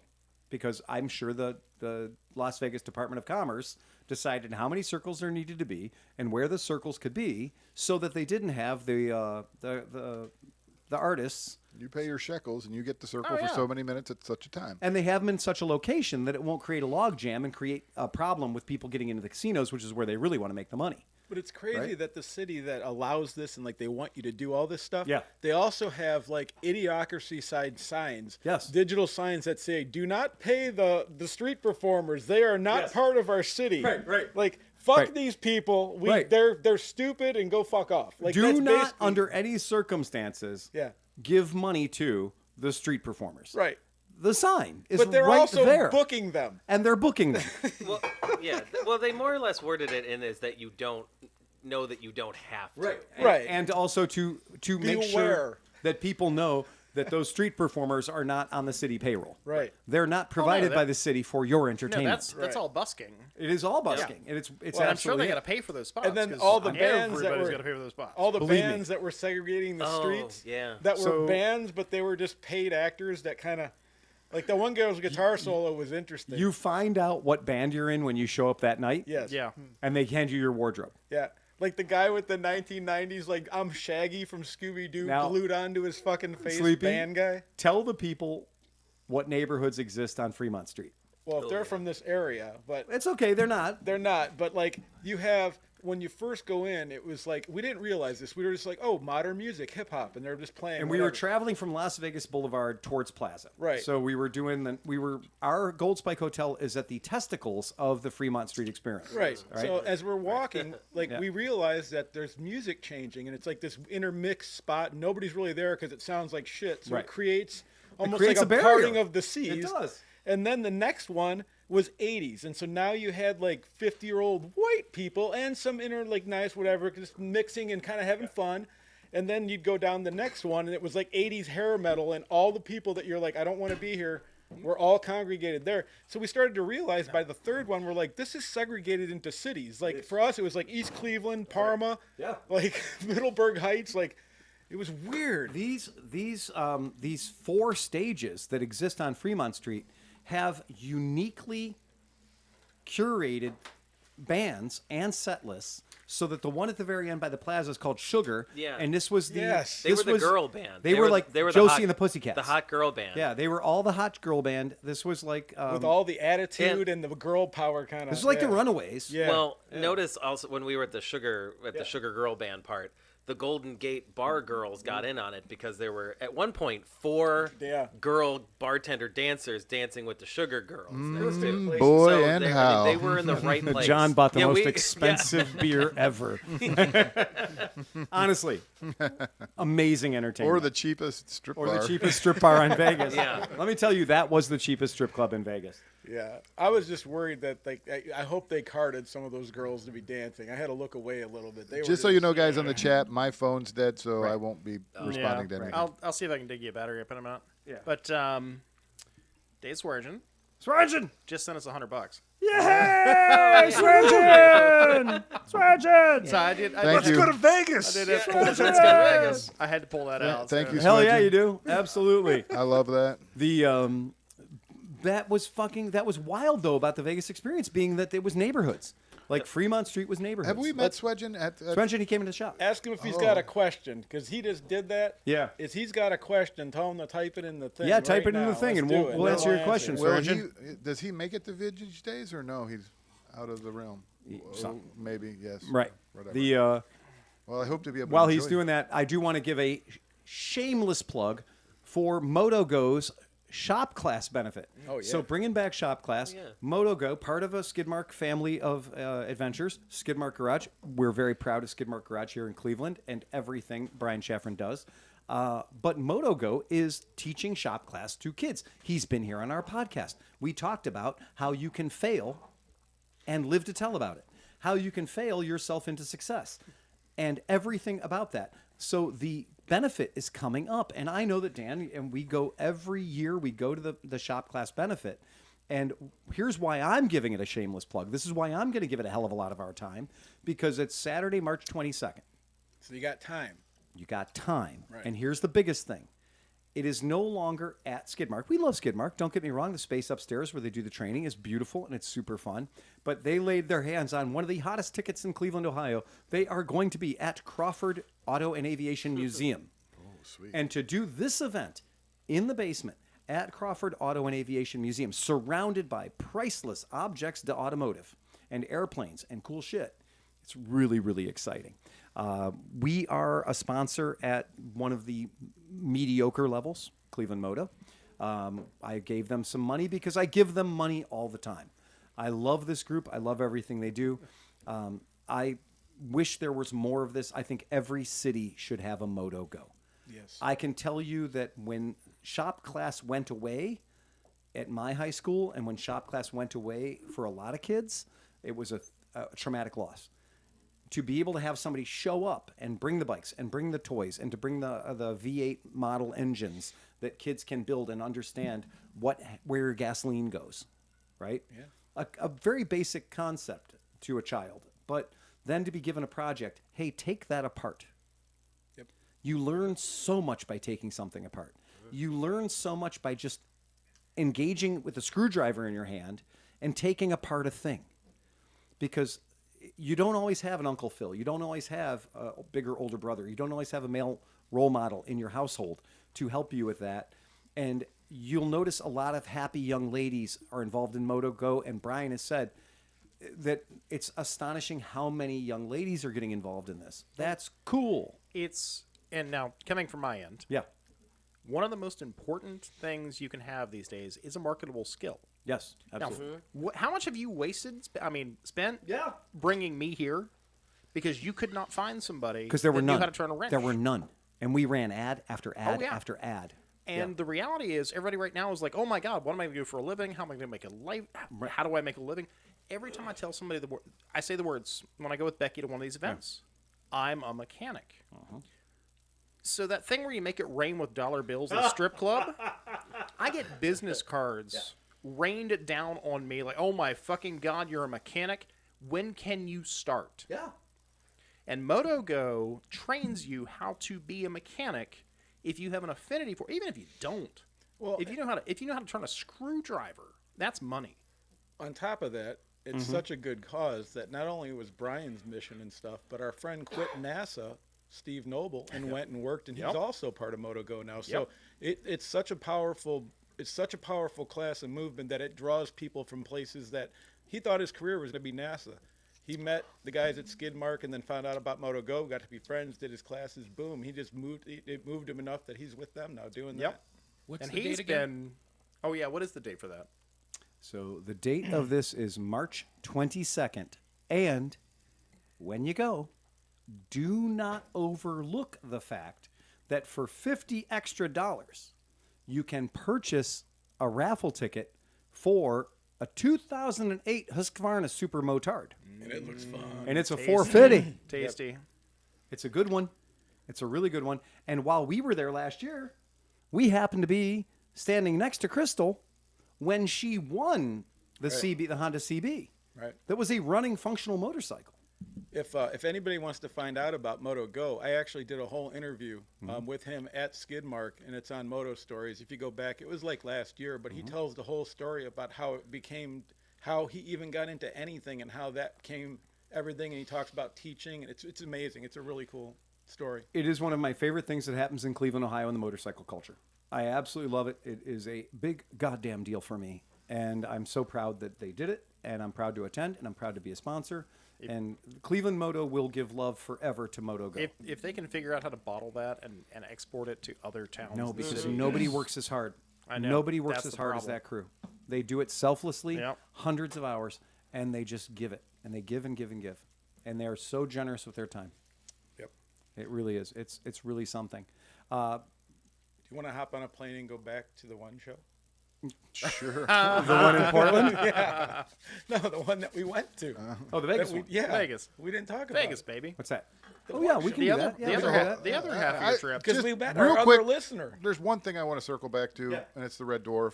And the one most important thing that we don't think we mentioned, Right? the fucking pizza, pizza. dude. Oh, Jesus. Oh, my God, the best pizza in my life. I mean, that's the whole reason we went back the second night. I don't know. figured out what to call it. It's edging. It's edging pizza. because this is why. Let me Some explain. people call it Detroit style. Detroit style, but no. I call it edging because Because the way you do it. it was so hot that you were like, oh shit, what did I just get into? Because it had a good hot flavor to Okay, it. And you're like, oh my God, is this a ghost pepper? It's going to hit. And then it never hit. And then you just stayed at that. It stayed right at that level of like, okay, I like this. but You're if it almost gets topped hotter- off, but not. Yeah. Nice. Yeah. So it was like He just kinda, never. He just never got there. it was like just the tip, but don't put it all the way in. It was like that. It was just, I know that's how you like it. yeah. And a reminder that it was loved so much, we did it twice. Yes. It was Oh, so yeah. nice we It had was to in do my it twice. mouth two times. Hey, we don't kink shame. Yeah, I know. I really like Angelo's Pizza in Lakewood. It's always been my world famous. That's my favorite pizza. That was better.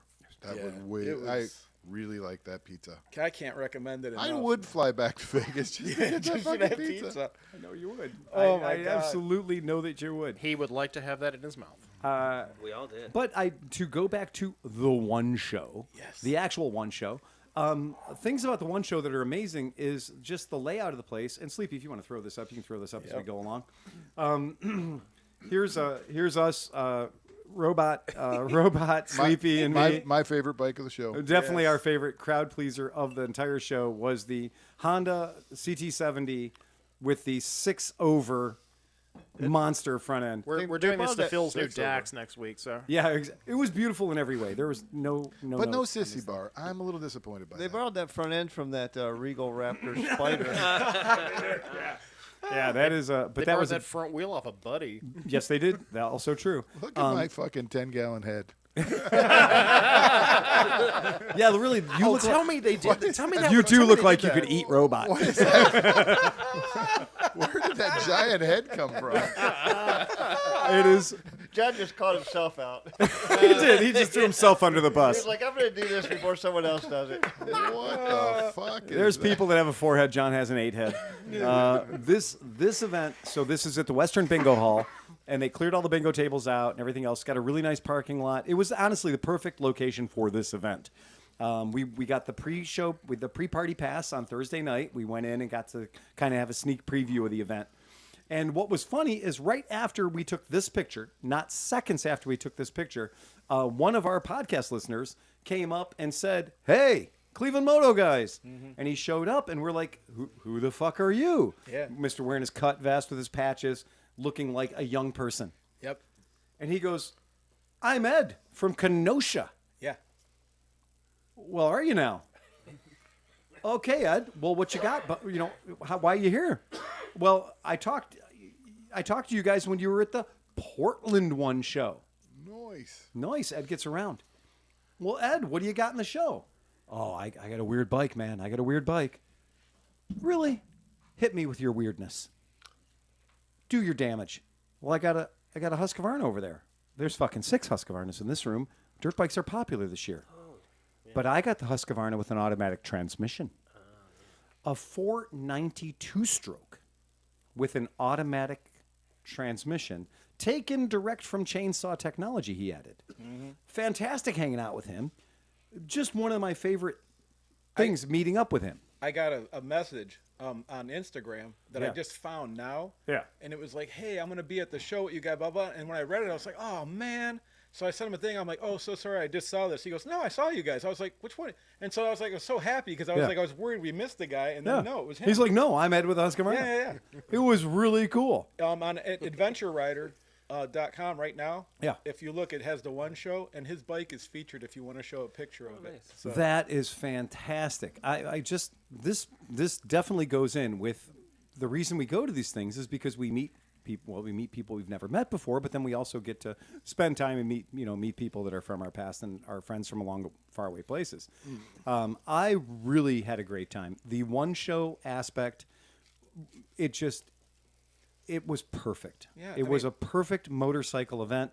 It wasn't too much, V-twin. No, it was a really good mix. It was a really good mix. And the bike, the level of craftsmanship, like they mixed in some fun stuff and some silly stuff, but the level of craftsmanship on some of it was insane. Like 1,000 welds for the exhaust, and then the guy that did the Escher thing with the extra pipe. I'm still tripped out by that. I can't even explain it. My favorite thing man. about that BMW K bike was counting the exhausts. Because we all know how many cylinders that motorcycle has. Yep. But he had too many pipes. It was exhausting. It was exhausting. Exhausting. And each pipe was hand welded and just beautiful. But it was not joking. Like, you're sitting there, you're laying on your back, literally tracking. I was. Tracking exhausts that are hand built, hand tigged. And he came up, and because we were doing that, he looked at me and he goes, "You got it." And we're like, "We got it. We got it. You have too many exhausts on this motorcycle. But how sick is that? That he not only is it amazing that he fabricated the fucking thing, but he built a joke into it. He did. Like, not only fucking did A, if he man. would have just So built the it- punchline is it was a 4-cylinder with 5 pipes. Yeah. So not 5 exhaustuses, no, 5 headers. So there was an extra header pipe that was a crossover. Yeah. It was So- the craziest thing. It was. And was in that great. situation, the guy who built the bike shows up and says, "Hey, buddy, I see you laying under my bike." Yeah. And he had 9 million good welds on that bike. It was a brilliant piece of art. Oh, yeah. But on top of that, he made a joke. Yeah. Yeah, It was super fun. Fucking brilliant. Yeah, it was very cool. It was a great time. Lots of friendly people. Like Everybody. No one. Like, Show that one everyone bike, was happy to talk about the what they've Honda? done. The CD175. The CB175, CD175. We were lucky enough to meet. We were fortunate enough to meet Richard from Janus Motorcycles. Janice. Oh, yeah. Yeah. And Kyle. Corey, Janice and Kyle were Kyle there. and Yeah. Or Janus. Kyle and Richard were there. We had a blast with those guys, man. They were so cool. We had so much fun, and it's one of those. It's just another one of those things where every time you go to an event, you just meet cooler people. That was the Cylon bike that I like. That's what I called the Cylon. There was Oh, the DeLorean looking bike. the DeLorean. Yeah, well, it was funny because Sean came to the story just a little bit late. We were looking at this bike, and we saw it in the first day, and we're like, "Wow, this is really cool. That's a lot of work and a lot of beautiful workmanship."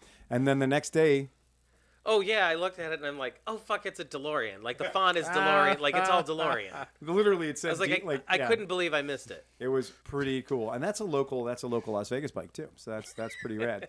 Yeah, it was neat. The bikes that came out were extraordinary. They were really cool. Is that a Beluga? The fuck are The you talking about? Yamaha up right there. The scooter. What is? No, that's a fling poo. Okay. A Venus. It was 800. basically me. I thought it was the one show, and it was somebody had customized a that was Beluga. this is a shop called Velocifero. Oh, Velocifero. yeah. That whole Chinese village area was. So this is from a company called Velocifero. They make the Velocifero Mobster.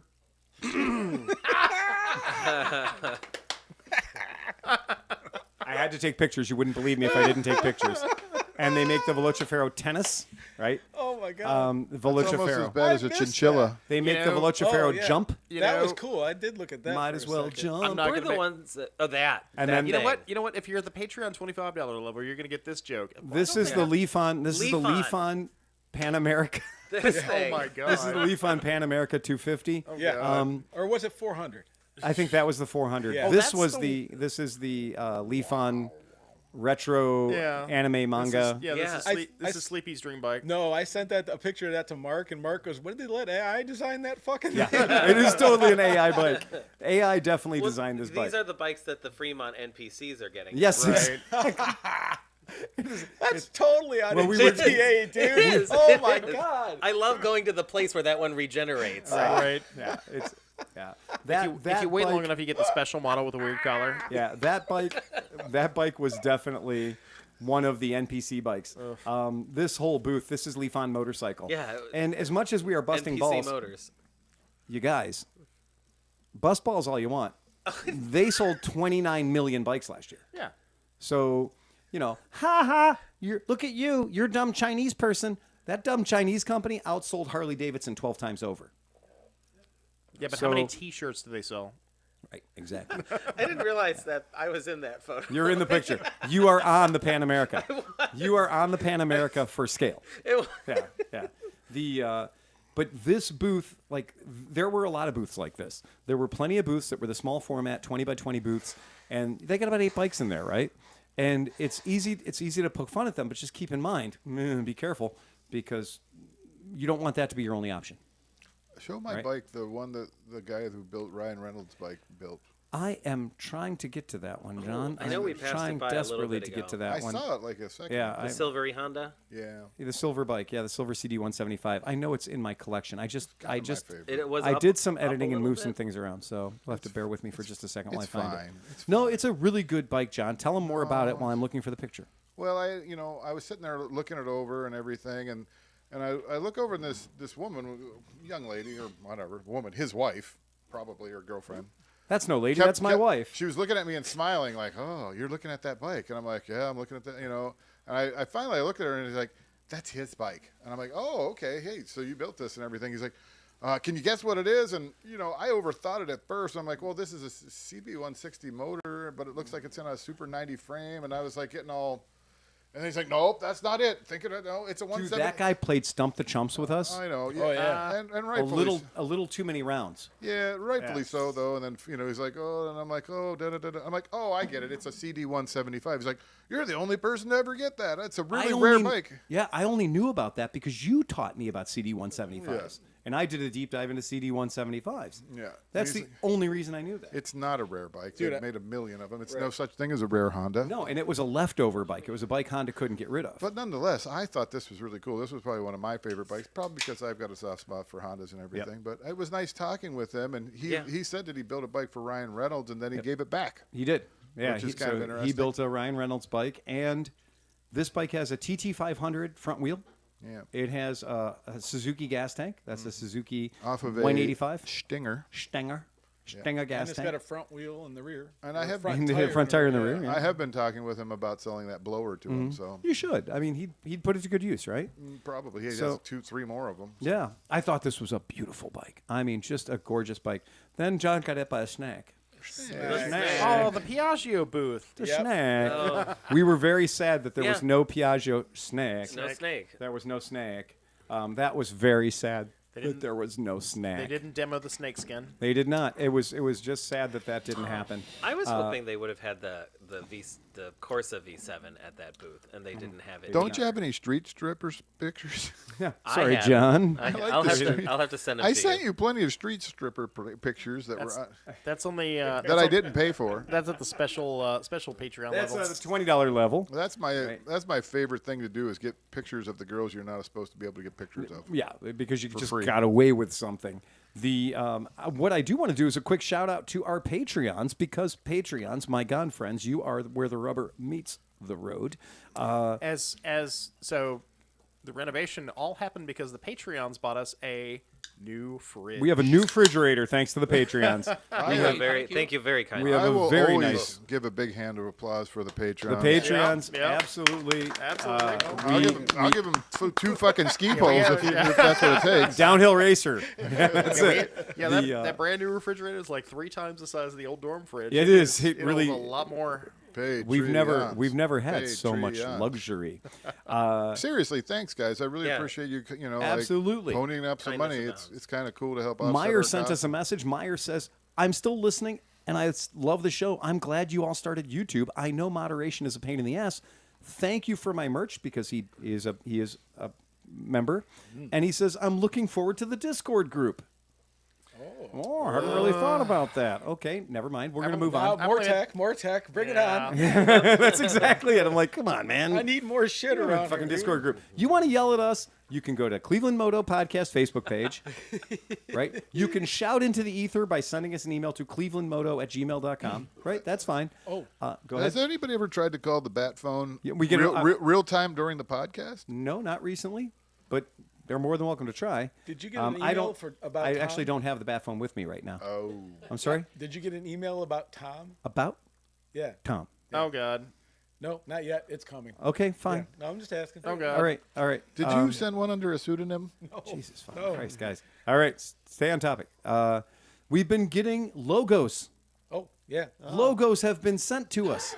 I am very excited about seeing some of our logos. The people that have entered and sent us in fucking logos you guys are heroes, and you're going to give us some really great shirts. We're going to turn some really, remember, it should say Cleveland Moto Podcast on it somewhere. That's all we really care Well, about. I cleared out the Logos, corner now, and logos. Renee has been like in go mode. So Renee has been Yes. buying ink, and we're buying Oh, yeah. shirts, and we're definitely into full mode for making fucking shirts. Black, So, white, or gray? Black. black, Yeah. and there's gonna black. Yeah. Black. We tried the gray thing one time. We tried the tan thing. Those we got are yelled called at. rags. you can only wear them You can wear it twice. one time, Yeah, twice then tops, they're a right? rag. That's Yeah. exactly right. So that's a thing. So remember that when you're making your logo, it's probably going to go on a black shirt. Absolutely right. Kevin Weber is in at the $10 a month level. Fuck yeah. Thank you, Kevin. Very, very cool. Tim Gamble.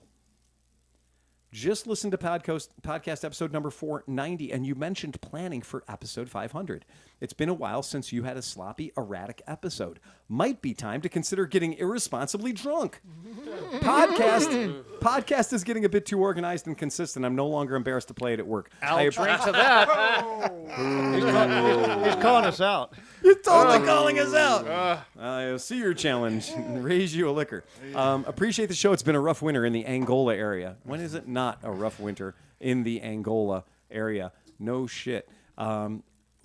Miles Miles sent logos. Dude, you are Miles Gauthier. You are killing it on the logos. You are setting the fucking bar. Now, how about an update from our friend Tony Summerscales? Yes, please. Tony in the UK. Tony Bloke, 88@gmail.com. He's graced us with another fucking tome, a paragraph. Good evening, Phil and crew. It's time for another monthly update from Johnny Mac's twin brother from another mother in the UK. I love this fucking guy. I love this guy. January's been a month of change in the Summerscales stable. You'll be glad to hear that the Sherco has moved on, which has significantly reduced the chances of personal injury by 100%. Nice. 3 people in this room have seen my dick. Only one of them has had its skin on them. So, for real. All right.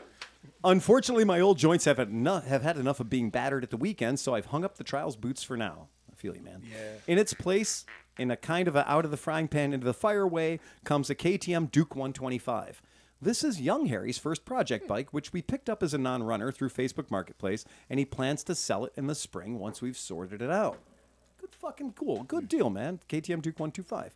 He fixed the non-running issue pretty quickly, but we have since found that the head gasket is crapped out, as they will do. So now we have to drop the engine out and fix that. Thankfully, head gaskets are plentiful on eBay, and it's a relatively simple job for any young lad in his second year studying motor vehicle maintenance at college. In other news, Norton, remember Norton? Yes. Which version? Featherbed. Norton 17.7, I guess? Yes. Norton Emperor? Norton have been trying to stimulate the big bike market over here by literally giving them away in January. Oh, God. And I'm gutted that I found out about it just a bit too late. Oh. No, I think you're fine. I think the best thing, I think it's nice to go up to a Norton, take a picture, maybe even sit on it for a moment and take a picture, and then run away and make sure your wallet's still in your pocket.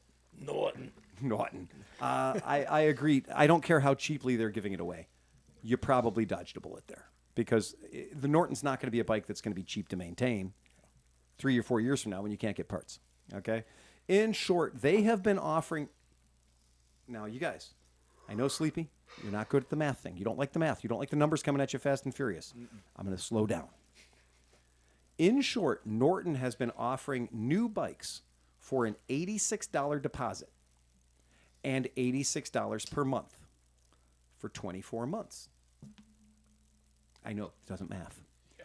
Admittedly, there is a huge balloon payment at the end. Oh, yeah, okay. Yeah. Pay me now or pay me later. Yeah, all right. So you're not payment. That's not a payment. That's just like a mark, like a marker for each month. You're not even touching it. You're not even renting it. No, the customer is the mark here, I believe. I think they are. Yeah, exactly. But you have the option to hand it back, which is what most people are going to do, and therein lies the problem. Okay, guys. For who? Okay, I'm going to tell you a little something. If I had a company and I knew I wasn't going to be in business in 24 months, right? If I knew I was only going to be in business for maximum 12, 14, 16, 18 more months, I would offer you this deal of $86 down and $86 a month for 24 months, knowing that there is no way in God's green earth that you're going to be able to turn the bike back into me because my company is going to be rocking horse farts. Okay?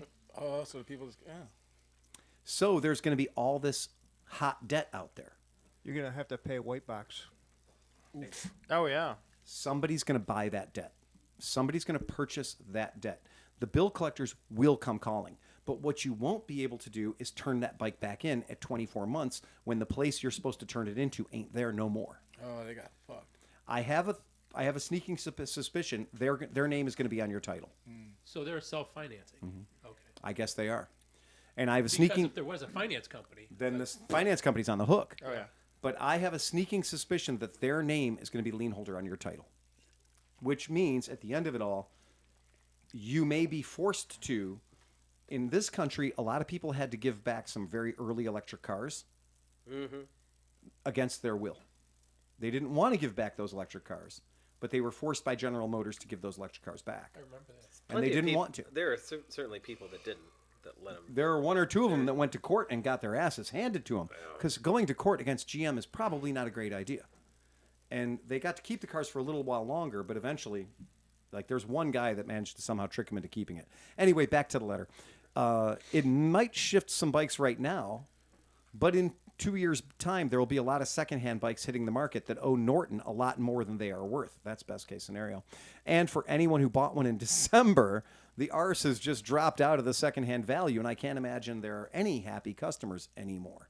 And this is something that our Triumph friends have been talking about with the Speed 400 and the Scrambler 400. The bikes are so cheap that when they hit the secondary market and traditional depreciation sets in, it's going to kill trying to sell a new one when there's a whole bunch of one-year-old used ones out there for $2,500. Yeah. Right? Oops. And yeah. And the people at Triumph are very much concerned about that. Somebody saying, Ed, was this your idea? God damn it. Come on, man. Clean out your desk. Short term, long term. All right. So Tony makes an absolute excellent point. And talking of unhappy customers, I heard you discussing the Harley Livewire a couple of weeks back and how Harley Davidson only seems to have sold a small handful of them. Well, at least one of them is over here in the UK. And I read a post on a local motorcycle Facebook group recently asking for advice from the owner. His local Harley-Davidson dealership was one of the very many that has recently closed. And now he doesn't have a dealership within battery range of his bike anymore to get it serviced. Yeah. Oops. So there's that. Do you have Harbor Freight over there? Because they have these little generators you can stick on the back of it.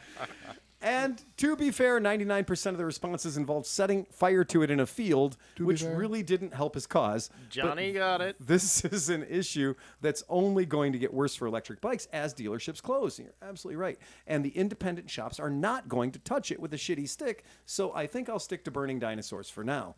It was excellent. That's an excellent point. He says, well, it's 5:30 a.m. on a Friday morning, and it's time to think about breakfast and starting work. As always, thanks for keeping my company when I can't sleep, and ride fast and take chances, Tony. Yes. Cheers. Yes. Dude, Ghost Rider Yep. material, right? Yep. Okay, Tony writes a damn fine letter. Wesley Witt, Wesley, $10 a month. Yes, very Wesley Witt joined us Right at on, $10 man. a month. Wesley, cheers to you, Cheers, sir. Wesley. Absolutely, my friend. Very cool. Could not make this happen without you guys. My new best friend. These guys, I'm telling you, our Patreons are coming through. We got Giles Hutton. Giles Hutton came through at the $5 level. Does that get punchlines? Okay, No. there, No. Giles. Okay. $10 level or above. $10 level above gets the So punchlines. all he gets to hear is, Fair. He's just nothing but static Yep. on the end of the thing. Super cool. You rock, Giles. I love that shit. And of course, Leroy Ginny says, "Hi Phil, I noticed Cleveland Motorcycle Podcast on Apple Podcasts. I've got some ideas on how we could increase the quality of the podcast. Would you be open to quickly swapping ideas?" Leroy, go fuck your hat. I get 200 of these emails a week. Yes, podcasts exist. Podcasts have been around for a while. You assholes, quit trying to send all of us that do the podcasts ways that we can make our podcast better and offering us your server, by the way, at Pristine Podcasts. Oh, fuck you. Yeah. I couldn't find you anywhere. I searched the internet for Pristine Podcasts. No. So No. I get it. Naked dancing girls behind me would be perfect. What but good would it do to put this piece of shit on something like Pristine Podcast? Pristine fucking Podcast. Seriously, that is false advertising it's of not the a piece of highest shit. No, goddamn no, order. no, It's not a pipe. It is it. That is it. do a That's Anyway, very not, that's not a Jake sleeping. I'm just beefing about the fucking 500 emails I get a week telling us about how we can monetize our podcast better and promote our podcast better and do all these things better for our podcast. Hey, do you like shaved balls? Right, exactly. I will wave one unshaved Well, I don't scrotum know. at you I kind of do. Yeah. There's nothing like a finely shorn scrotum. on a summer morning. Brought to you by a Manscaped. crisp fall morning. On a crisp fall morning. Anyway, I thought that'd be fun if we threw that out there. Okay. Wait, we haven't sold our VPN yet. Right. Next item. Oh, the that new- that VPN this slowed me down something fierce in Las Vegas. I'm like, how come the internet not working? I do remember you shaking your fist. I'm yelling and I'm shaking my fist at the sky because my internet wouldn't work in Vegas. Because Vegas is just nasty Wi-Fi. Oh, yeah. Like the Wi-Fi in Vegas it's seen some shit. And like you $50 don't want to, Patreons get to see the finely shorn scrotum. dude, you do not want to touch the Wi-Fi in Vegas. It's dirty. sticky. It's got STIs. It's very sticky. And I turned on my NordVPN, and my entire system just stopped working. My NordVPN was like, "There's nothing safe here." Yeah. Every little bit was being polished. They're like, Literally, Nord's like, "I can't work with this. This is a scam. This is literally, you're on a fake internet. Like the internet you're on is a scam. It's Vegas, man." What Yeah. is this? What is this? So, interestingly, did you guys know? Okay, let's play a game. What is the smallest Aprilia motorcycle that I can go to the dealership and purchase today? You're in America. That's fine. Don't get exotic. racing only or no? No, fuck. Dude. Motorcycle or No, I mean like, or- can it be racing only? It can have the words Aprilia on the side of it. No. Okay, so probably what is it, a 50cc? SR50? Yeah. Not in this country. Oh, we don't sell an SR50 anymore? 125 then the racing. Not in this country. RS. Really? So then I've you're seen maybe probably gray well, market. we then. talked about this earlier.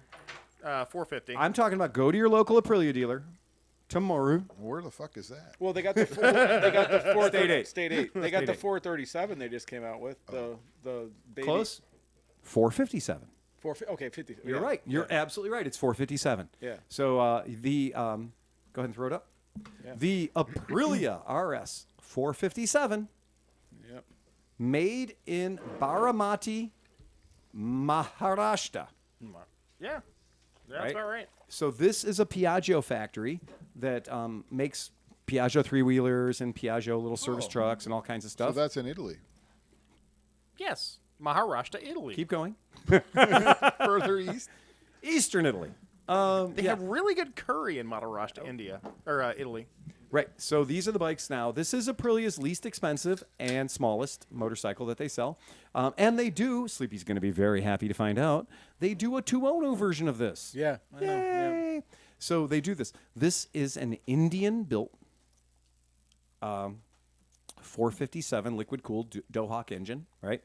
And curiously, I've learned about this thing called an A2. And an A2 regulation is not just for England. England A2 means that the bike has 42 horsepower or less.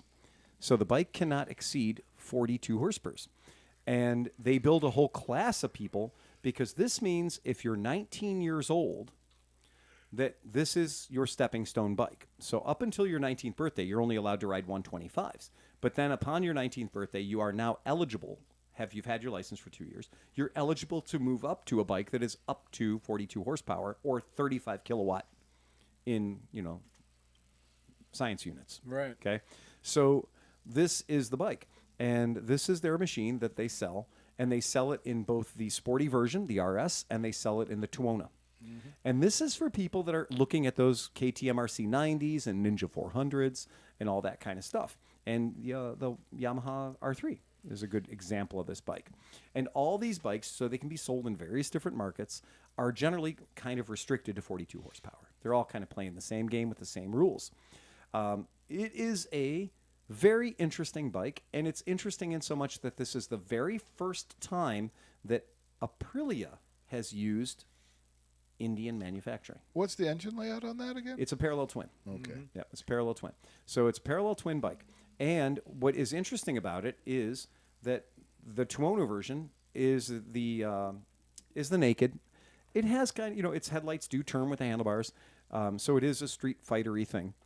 And what I think is fun about this is $65.99. So this is $6,600, buys you a 42 horsepower sport bike with a name on the side that isn't CF Moto. Right. Right. The spec, the stuff that's on it is, we've learned now that if you're shopping from China, you can get Brembo, you can get Bosch, you can get Bendix, because those people all manufacture in China, right? India, though, is a little more challenging. So India, you're not going to necessarily find the Bosches, the Brembos. You're going to be shopping from a different catalog a little bit. And so there are some down market things on this, but hey, fuck it, dude. If you're looking for an Aprilia and you want a name that's not Chinese on the side of your motorcycle, and you're looking for the very attractive price point of $6,600, there it is. And it's, again, this bike, we don't know how many of them are in hands of the consumers yet. we don't know. I've seen quite a few on Marketplace, Mm-hmm. like different, like they're doing the fake. I'm not a dealer, but they're a dealer. They're thing. clearly a dealer. And they're down to like I've seen them for $5,800. Whoa, that is a significant and, discount. and you can see the crate in the background. Right. But like I don't know if you looked up close and things, but like the forks look very like my TNT 135 look better. I'm going to tell you know? right now, I've seen some stuff from China that is better than India. Yeah. How much were those Marini 6.5s? We're going to get to that. That's for another podcast. I don't want to hit people too hard. But what I will promise you this, and I will promise you this, if you were an Aprilia dealer, Chris, Yes.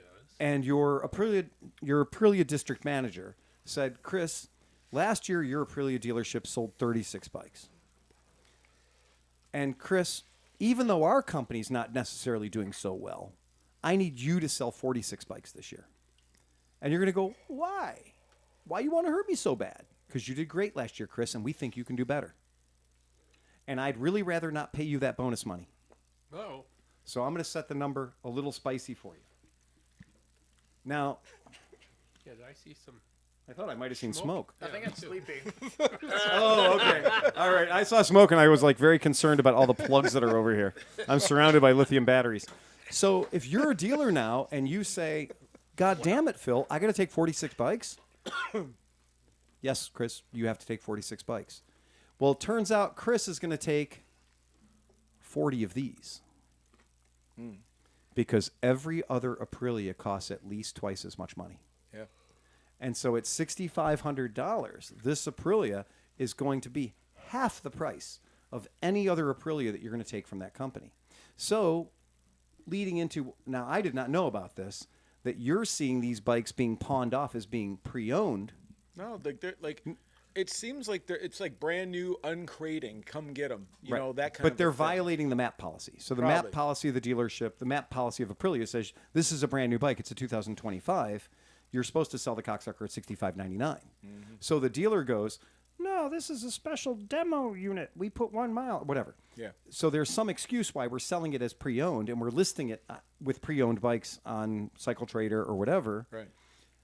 So he buys the bike because he needs to get his number up to 46.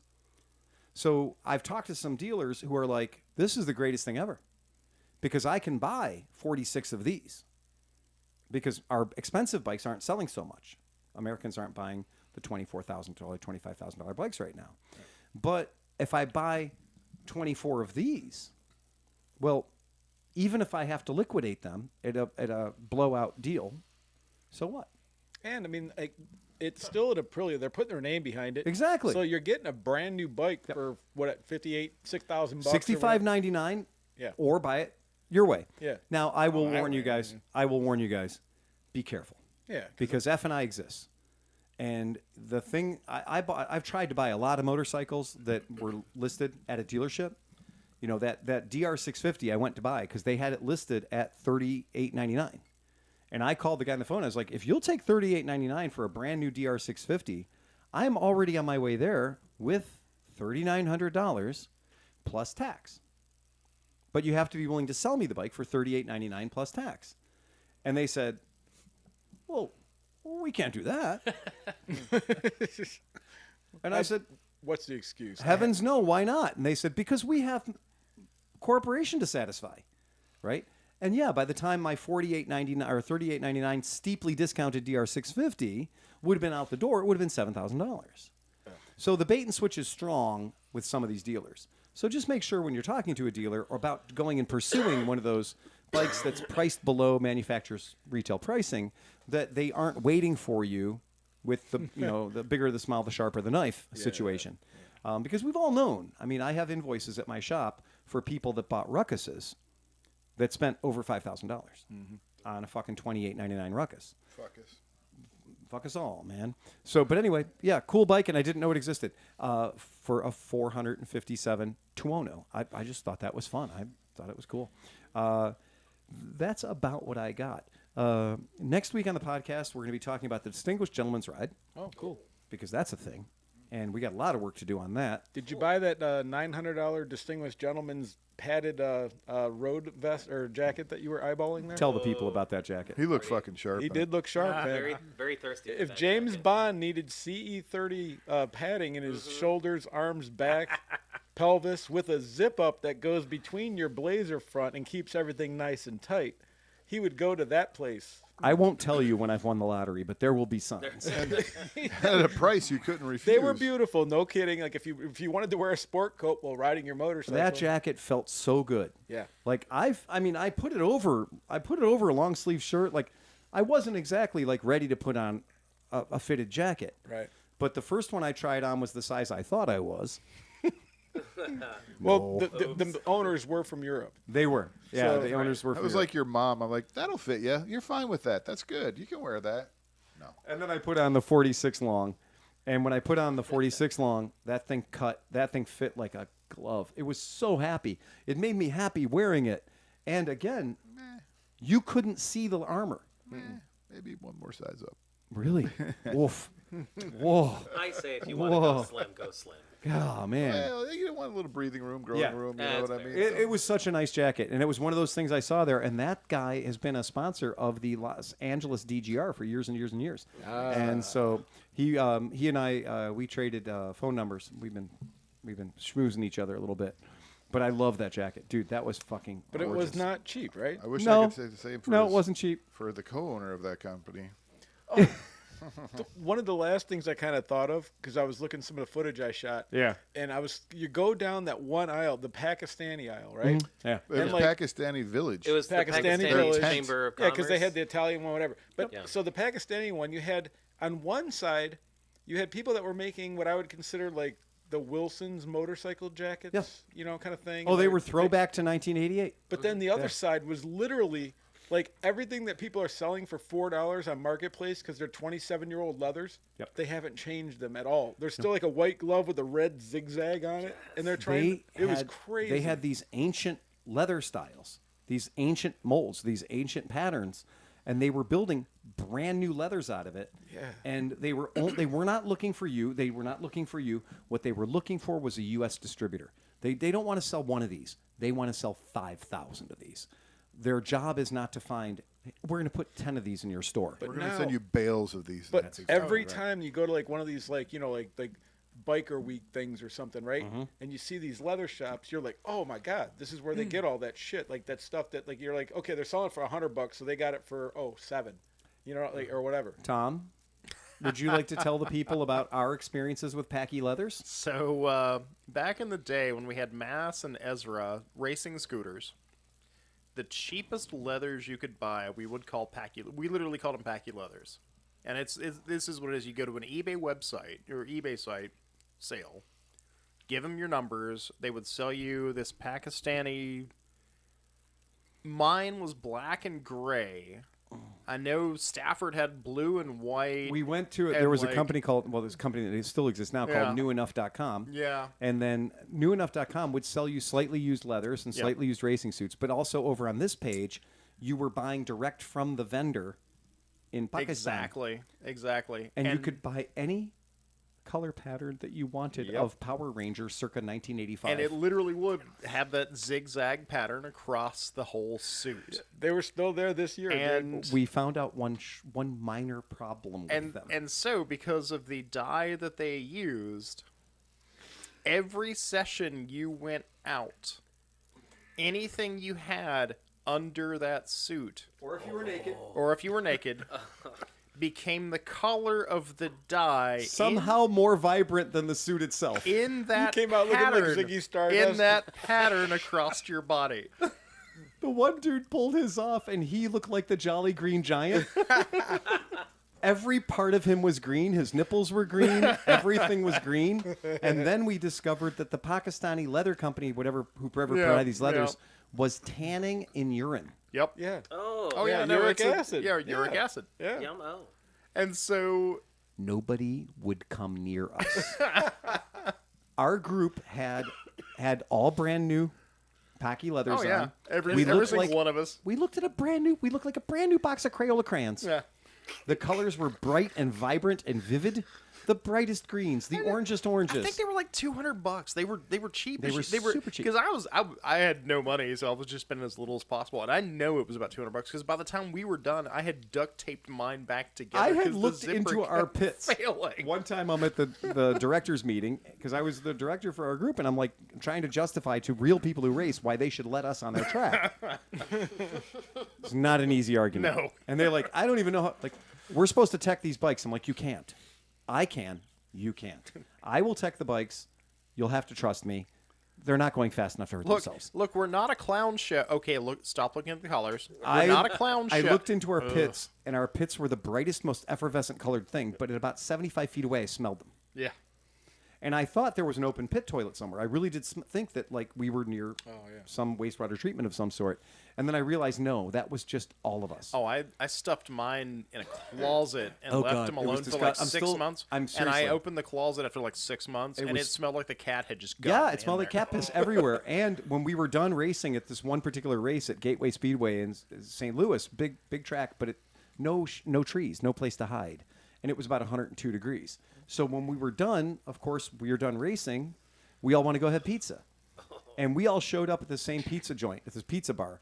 And nobody could be anywhere near our group. It was just disgusting. It was miserable. And that smell gets in your skin, and you can't get rid of it. It was an awful experience, and I already had racing leathers from several different generations of racing, and I was like, "What the fuck, man?" And they're like, "New enough." And I was like, new enough. You guys, dude, this is bad. This is very bad. And I started hooking people up. I'm like, okay, let me go to Arma, let me go to Weira and tell you, everybody I know has 7 or 8 sets of leathers. Yeah. I've got a set of leathers right now. I just need somebody to be smaller than me by like 20 years and 30 pounds. And you can, pay me a small amount of money for a set of Techniques racing leathers that used to be $3,000.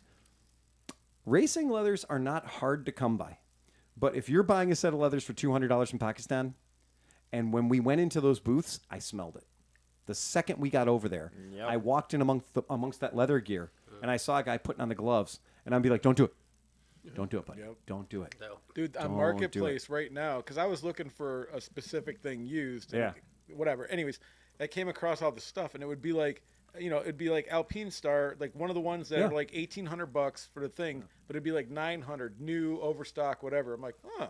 So you go and look at it, and it would say like, not actual suit, can make leather just like that, whatever, 800. You're like, motherfucker, like, you're I get just squiggling people. a lot of emails from those companies that are like, Bell Staff jackets, $600 or whatever. And then you get the thing and you click on it, you look at it like, we will make you a Bell Staff jacket for $600. Send your, trace yourself and send your measurements in. Be careful of that stuff, guys. It is not the same. Just because something says fucking, climb on it does not mean it's really climb. Right. Right. Just because it says Dina Star, something on it, it's not necessarily legit. Right. Careful. Be very careful. It's no different than regular fashion counterfeiting. Yeah, except for the fact that when you fall down on your fucking swap meet Louie, your internal organs don't fucking bleed out.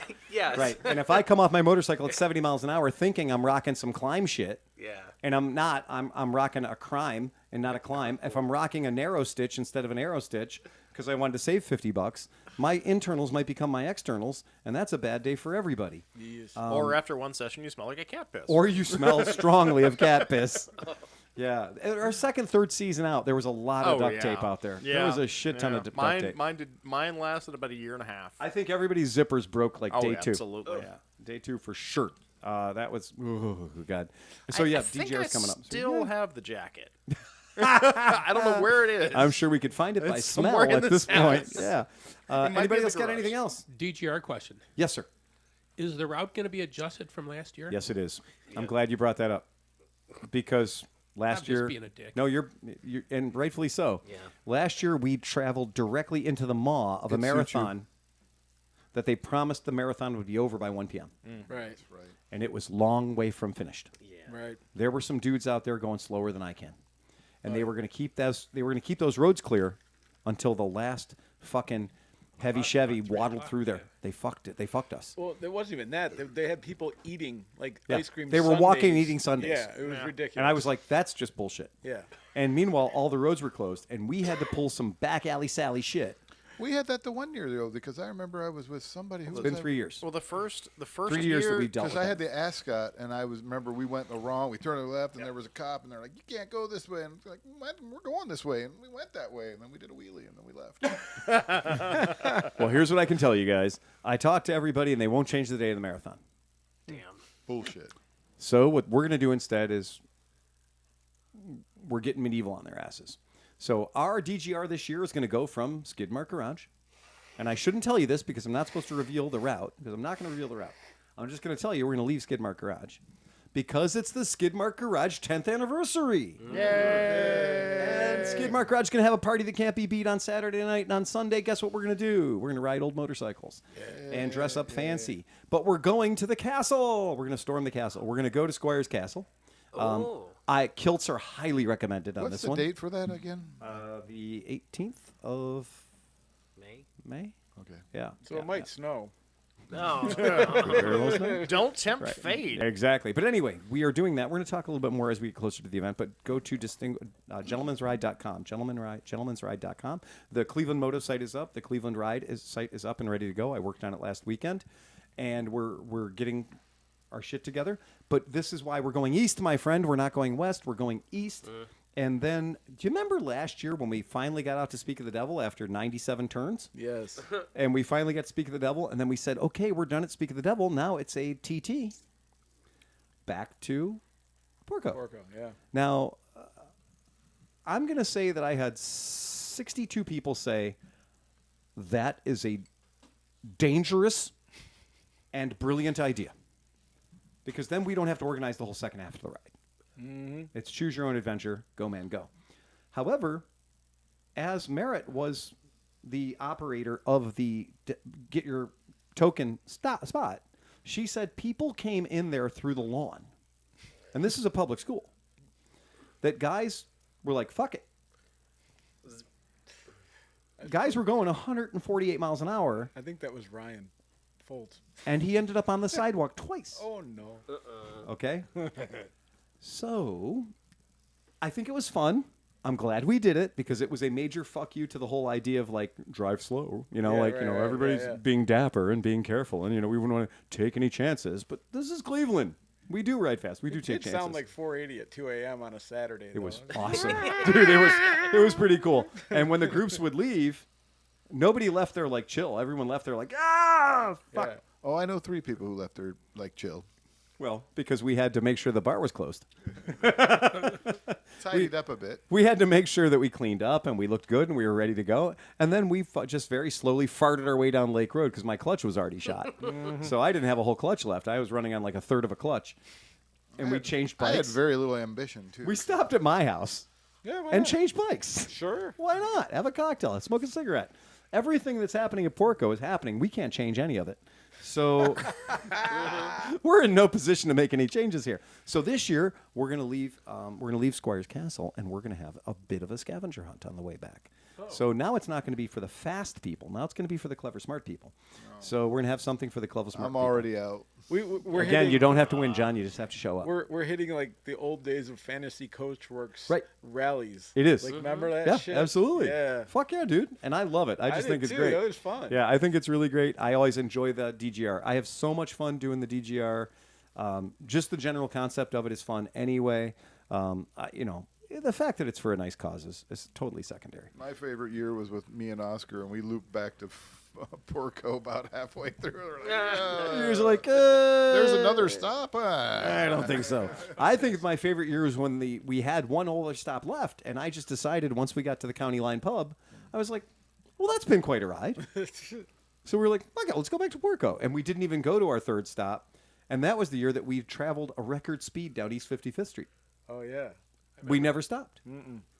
And I don't think anyone's ever gone 93 miles an hour on East 55th Street before. But God damn it, we set Talk some about records that Castle day. Run.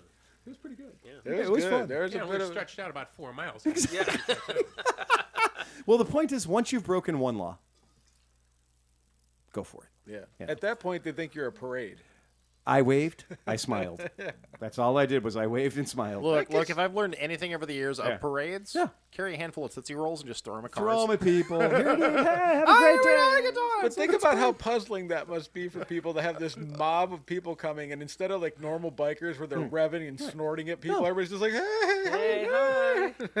And not for nothing, but I've been to other ones. Yeah. And Cleveland always dresses up. Yeah, they do good. So, like, if you take any member of the Cleveland DGR and you just stop that person individually, they are either participating in the event in an almost cosplay level, or they're going to court. Because we have two people in our group. We have the people who are literally in some weird outfit like I am, Safari Bob or whatever. And then we also have people that do look just like, in fact, James just was wearing his court clothes. Like, every time... Right? I didn't think of that. Every time he goes DGR, the next thing somebody says when they see him is 3 to 5 good behavior. Probation. That's it. But it's fun, and I really do have a good time. And the people at Skidmark have done great by us. But some of the guys in Cleveland, like those guys that play the Russian mobsters, like not only do they have the clothes, they full get into That is a character. band, by the way, called Lords of the Highway. Oh, that was them? Yeah. I didn't know that. Yeah. Oh, but they're fucking. They Isn't that great? They live the characters. Oh, they do. It's They amazing. came out as the San Diego Weathermen. Oh, you're right. You're They've right. done that. Yeah. They've owned it. Yeah, Ron Burgundy and his crew. Yeah. They love that opportunity to dress up. My goal is that we need to design a cocktail and a mocktail for our triumphant return to Porco after the event. So I want to have us ready with a pre-batched out, ready to rock and roll. The broke Well, you did. I mean, that's it. I knew there was a reason that you were doing all that research in Vegas. Yeah, well, that was fucking research, Sleepy. Well, yeah, that and he likes to drink. Whoa. Goodness gracious. I got to say, the people at Stray Pirate, which is a dog-themed, pirate-themed tiki bar, Fucking amazing. best concept ever. Holy shit, was that place They cool, did great. man. Very rarely will I have an experience at any bar where I just, from the second we walk in, I'm just like, oh my God, this place is rich. Like, it was thick on the eyeballs. Everything everywhere was beautiful. It was cool. And I loved it. And we got taken care of. I mean, we got hospitality is the nicest way to put it. And if they ever show up in Cleveland, we owe them. That bartender was awesome, man. He was the nicest dude ever, man. We got such good service everywhere we went. And so that's that thing. That just always be cool, man. If you're cool, you walk in somewhere, just be cool. Let people know from the moment you get there you're cool, and you don't want to create a problem for them. You're just there to have a good time. And usually they'll make sure you have a good time. Yeah. We did have a great time, and that is super, super great. So we just got to get ready for DGR and make sure we give everyone else a good time. Last comment on Vegas. Please do, sir. The best thing, I was just thinking if Smith was with us and would have been in the bunk bedroom. Oh, the submarine? The submarine. Like, Oh my God. Yeah, because it was airtight and full of semen. well, the funny part, the one person I thought was going to have a thing, and I know John was on top of me at one point, and I was like, dude, go back to sleep. What are you doing, man? No, but Smith, you have to Describe the understand, room to the people at home. It was as big as the room minus all this square right here was the room. Only one person at a time could walk around. The other people had to be lying in their bunks. Yeah, and it was like the two beds were here, so you had You a guys foot in and a jail? half, a foot and a half, a foot and a half, a foot and a half. The shitter was right there with not really a door, a slider. So there was many times when it was just naked men everywhere and farts and just terribleness, and it was horrible. I think that was in your dreams. All right. Okay. Look, we said we don't kink shame. Not for nothing, but I booked in a room for adults, me, and so I booked one room with 2 queen beds in it, and I was like, this will be fun to get a room with two big bunk beds in it. I thought that'd be just super cool. Oh, the perfect amount of overflow for whoever shows up. And anybody who shows up, we have extra beds. Totally. Right? So we're not going to do anything fancy, but you have extra beds. And it's the Oasis of the Cold Spike, and they have the Real World room from MTV and stuff, and they have a little Sugar Shack thing. It's like a tiny house outside. But those are like thousands of dollars a night. This place was priced competitively. Yeah. So I thought rather Location than was getting... perfect. The I mean, location was perfect. Absolutely. It could not have been better. However, when I walked into y'all's room, and the door couldn't be open and walk at the same time. No. There was a very interesting order of operations that had to be done through if you said, I would like to go to the bathroom. You're further ahead going to the bathroom by the pool than trying to go to the bathroom in their room if there are any other humans in the room. Right. Because then you need to negotiate who's going to go where onto what bed so that you can traverse the room to get... Why they put 2 goddamn giant bunk beds into the smallest room they have. Yeah. My room had room for shenanigans. Yeah. I had 2 queen beds and room to turn around a small car. It was obviously the kids' room. It was clearly the kids' room. So mommy and daddy could have room for making fun over there. Yeah. Right? Away from the kids. But you know what? That was top fine. bunk was comfortable as fuck, man. I fell asleep and slept like a champ. I Yeah, slept better in that room I than did slept sleep. in the I other. did sleep pretty well in it too. We had quite the crew. It was Yeah. absolutely quite the crew. Robot came in and joined us on the second night because he was staying at the Sahara the first night. And so I told him, I was like, we have extra room, dude. You know, jump in the bunk room or whatever. Yeah. And I think Robot never even ducked his head into y'all's room. Yeah. Robot Yeah.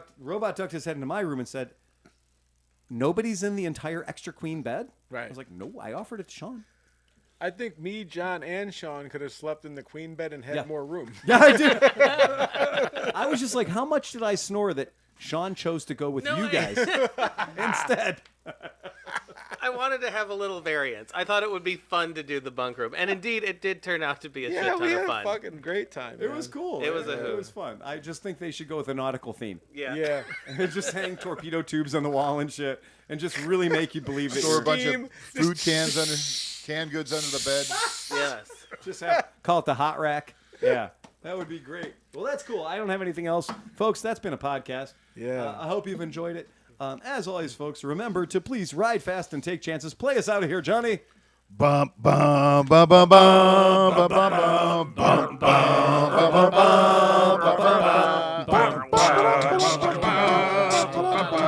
bum bum bum bum. All right, eject, eject, eject. Hit the red button, Sleepy.